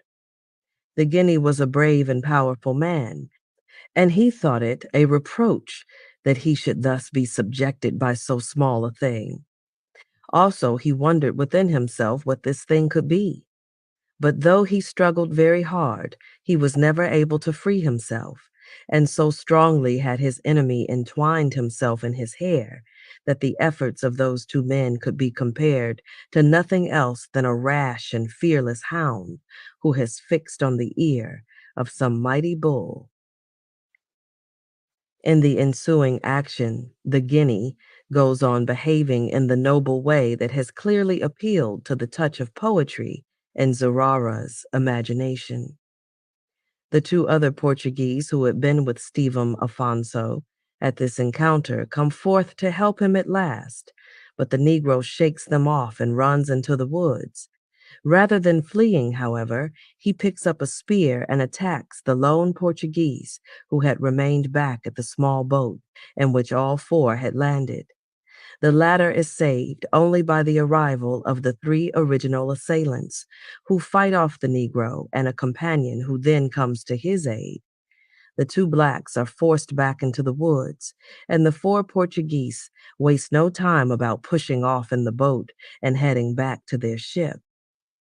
There are glimmers of conscience in Zurara, who is otherwise a kept historian, in moments such as these.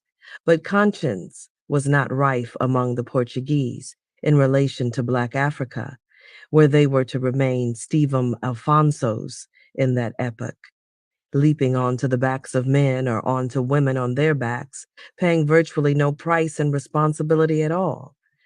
Perhaps a man like Zurara would have achieved a better moral insight if he had just once gone along in the ships to Africa and seen a people in its land. Instead, all that he saw with his own eyes was the wretched refuse of a ravaged African shore, about which he could ruminate only with the utmost moral indecisiveness. On the next day, which was the 8th of the month of August, 1443, very early in the morning, by reason of the heat, the seamen began to make ready their boats and to take out those captives and carry them on shore as they were commanded. And these, placed all together in that field, were a marvelous sight, for amongst them were some white enough, fair to look upon, and well proportioned. Others were less white, like mulattoes. Others again were as black as Ethiops, and so ugly, both in features and in body, as almost to appear, to those who saw them, the images of a lower hemisphere. But what heart could be so hard as not to be pierced with piteous feeling to see that company? For some kept their heads low and their faces bathed in tears, looking one upon the other. Others stood groaning very dolorously, looking up to the height of heaven, fixing their eyes upon it, crying out loudly, as if asking help of the Father of nature. Others struck their faces with the palms of their hands, throwing themselves at full length upon the ground. Others made their lamentations in the manner of a dirge, after the custom of their country. And though we could not understand the words of their language, the sound of it right well accorded with the measure of their sadness. But to increase their sufferings still more, there now arrived those who had charge of the division of the captives, and who began to separate one from another in order to make an equal partition of the fifths. And then it was needful to part fathers from sons, husbands from wives, brothers from brothers. No respect was shown either to friends or relations, but each fell where his lot took him. Though the ambivalent Zurara never questions the rightness of this traffic, he does often interrupt his narrative with prayers for the well-being of the unfortunate captives, protesting that they too are of the generation of the sons of Adam. Not all his contemporaries were to agree even with this claim, and certainly one can see, beyond the limits of Zurara's protestations of human sympathy, something like true modern racism, the notion of a tainted people beginning to assert itself. At one point in his narrative, he has to find justification for the fact that the Portuguese have ransomed a light-skinned Muslim nobleman they had captured for 5 or 6 black Moors, a patent violation of the theory that slaving was part of an anti-Muslim crusade. And he writes, "You must note that these blacks were Moors like the others, but were their slaves, in accordance with ancient custom, which I believe to have been because of the curse which, after the deluge, Noah laid upon his son Cain, cursing him in this way, that his race should be subject to all the other races of the world." In other words, the Portuguese are honoring Muslim custom when they choose to enslave blacks and not whites. But this unwanted show of respect for the customs of the infidel cannot be taken seriously and is an obvious disguise for something else.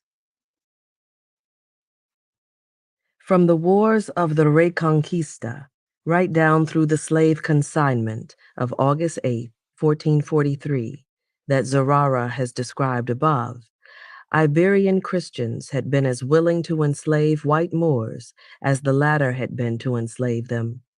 But by the time Zurara was writing his narrative in the 1460s, Portuguese slavers evidently had decided, as Arab slavers had before them, that they preferred trading in blacks. This was better for the good relations Portugal often sought with the Moorish kingdoms of North Africa, and it was also an easier trade, since black chieftains often were notoriously willing to trade off their prisoners of war to foreign slavers. An even more compelling reason, no doubt, was the fact that a black was a commodity that could not be lost in a crowd. Wherever he went, he was betrayed as a slave by his indelible trademark, his mark of Cain. And Zurara was not the only Christian writer to confuse or identify Canaan with Adam's accursed son. For the religious justification of black slavery that is here attributed to the Muslims by Zurara is really being sanctioned by him, as is the practice itself. From now on, Noah's curse will serve as a standard excuse for black slavery among Europeans as well. Yet, as an apparently conscienceless Portugal thus stumbles into a new and doleful epoch of man's inhumanity to man, we do hear one voice emanating from Prince Henry's ships to urge the view that Ibn Battuta had presented in the preceding century, that of the dignity of black men and women living as a people in their land. But it was, significantly, the voice of an Italian, not a Portuguese. Alvise de Cadamosto's accounts of his experiences with the blacks of coastal West Africa while voyaging under Prince Henry's banner, written in a spirit of Florentine humanism and wit, display the attitudes of a later, more liberal era. For example, there is a long dialogue between himself and a black Muslim ruler in the Senegal named Boudamel about the comparative virtues of Christianity and Islam. This provides an opportunity for some ironies about European civilization of the sort that Boccaccio had found in his view of the Canarians. Boudamel concedes that Christianity must be good, since God had given its adherents so many worldly advantages. His people, on the other hand, had been given nothing but just laws. And he considered it reasonable, Cadamosto writes, that they would be better able to gain salvation than we Christians, for God was a just Lord, who had granted us in this world many benefits, but to the Negroes, in comparison with us, almost nothing. Since he had not given them paradise here, he would give it to them hereafter. Even more than in matters of religion, Cadamosto, in matters of race, is always ready to stand conventional attitudes on their head. He shows the Black King of Mali speaking of blacks farther south with a contempt strikingly like that of Europeans speaking of him. To the people of Mali, the appearance of the people south of the Senegal is terrifying, but Cadamosto sees the matter quite differently. It appears to me a marvelous thing, he writes, that beyond the river Senegal, all men are very black, tall and big, their bodies well formed, and the whole country green, full of trees and fertile, while on this side the men are brownish, small, lean, ill-nourished, and small in stature, the country sterile and arid. Black is beautiful for Cadamosto, who also perceives that white can be as mystifying to some as black is to others. At a marketplace in a Senegalese village, he observes, "These Negroes, men and women, crowded to see me as though I were a marvel. It seemed to be a new experience to them to see Christians whom they had not previously seen. They marveled no less at my clothing than at my white skin. Some touched my hands and limbs and rubbed me with their spittle to discover whether my whiteness was dye or flesh. Finding that it was flesh, they were astounded." This white-stained flesh not only was strange, it also could be terrifying. Farther south, the Negroes of Gambia tell Cadamosto they firmly believed that we Christians ate human flesh and that we only bought Negroes to eat them. In a sense, of course, the Gambians were quite right. Could any of the white man's horror stories of black anthropophagi in remote corners of the world match the black man's grim experience of being devoured alive by Christian ships? These were ironies worthy of being reflected upon by humane men in that epoch. But Cadamosto's writings did not achieve much popularity outside of Italy. Chapter 5. Jews and New Christians. Zurara's observations on the Negro have brought us into the presence of a true racist outlook, but they are not the first on record to display it in 15th century Iberia, nor was the Negro the first to feel its scorn. There can be no doubt that the growing Black presence contributed to the racial tinge that group attitudes now were beginning to assume. But racism, in its most characteristic form, is an attitude generated not at a distance, but within a given social framework, which ripens in the relationship between one group and another living side by side. Black Africans were only relative newcomers to such a relationship with Christians on the Iberian Peninsula. The growing revulsion on the part of the latter from the Southern component of their own identity found its first racist manifestations toward the Moors and the Jews in their midst, who had come up from Africa centuries before and had steadily infiltrated the life of the peninsula. In particular, as the notion of taint that had hitherto attached to religious doctrines considered unclean began to attach to whole peoples and their bloodlines. The new racism was above all directed at that group whose religion had provoked the most superstitious fear in the past, and who had achieved the greatest degree of infiltration into the general society. Its first victims were the Jews, or rather, those most insidious of all infiltrators and bearers of tainted doctrines, the peculiar offspring of Jewish history in Spain, known as the New Christians.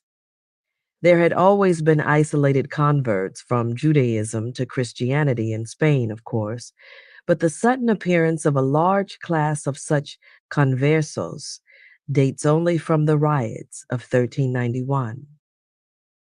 The mass conversions had, by and large, only replaced a religious problem with a social one, leaving behind them whole communities that were now Christian in name, but still Jewish in ethnic identity. The situation was highly ambiguous for the new Christians, suspended in a moral space between the rump of Spanish Judaism that had survived the riots on the one hand and the church into which they had been thrust, and from which any relapse would be heresy on the other.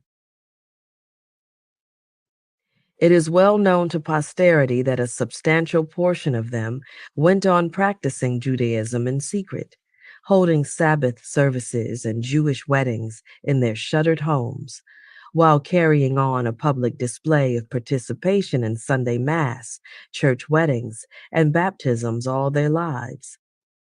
These people in particular provoked the opprobrious epithet that often was used against all new Christians, marranos, apparently an ironic application of a Spanish word meaning swine. Many of the converts who thus remained secretly loyal to the ancestral faith no doubt believed that a time might soon arrive when they could openly return to it with impunity. There were precedents for this in Christian Europe, and in Spain in particular, provided by tolerant monarchs ready to allow it and to protect the recidivists from the wrath of the church. Besides, the church itself had mixed feelings about conversions achieved by force rather than persuasion. As time wore on, however, and generation succeeded generation, the Marrano hope of reconversion took on a more messianic character. Indeed, became a new metaphor of the Jewish condition in general, or else finally rested upon the will and the strength to immigrate to some country in which the long-awaited fulfillment would at last be possible. This, too, became a search for promised lands. But such a secret Judaism was by no means a trait of the entire class of conversos. On the contrary, many of them meant to be perfectly sincere in their new faith. The Judaism of Spain had not been so firmly shored up in its orthodoxy as that of Northern Europe. In one respect, it had simply become over-civilized and unable to withstand the lure of the comfort that comes with submission to the majority. But it also had never been particularly well equipped to deal with the challenge of Christianity. The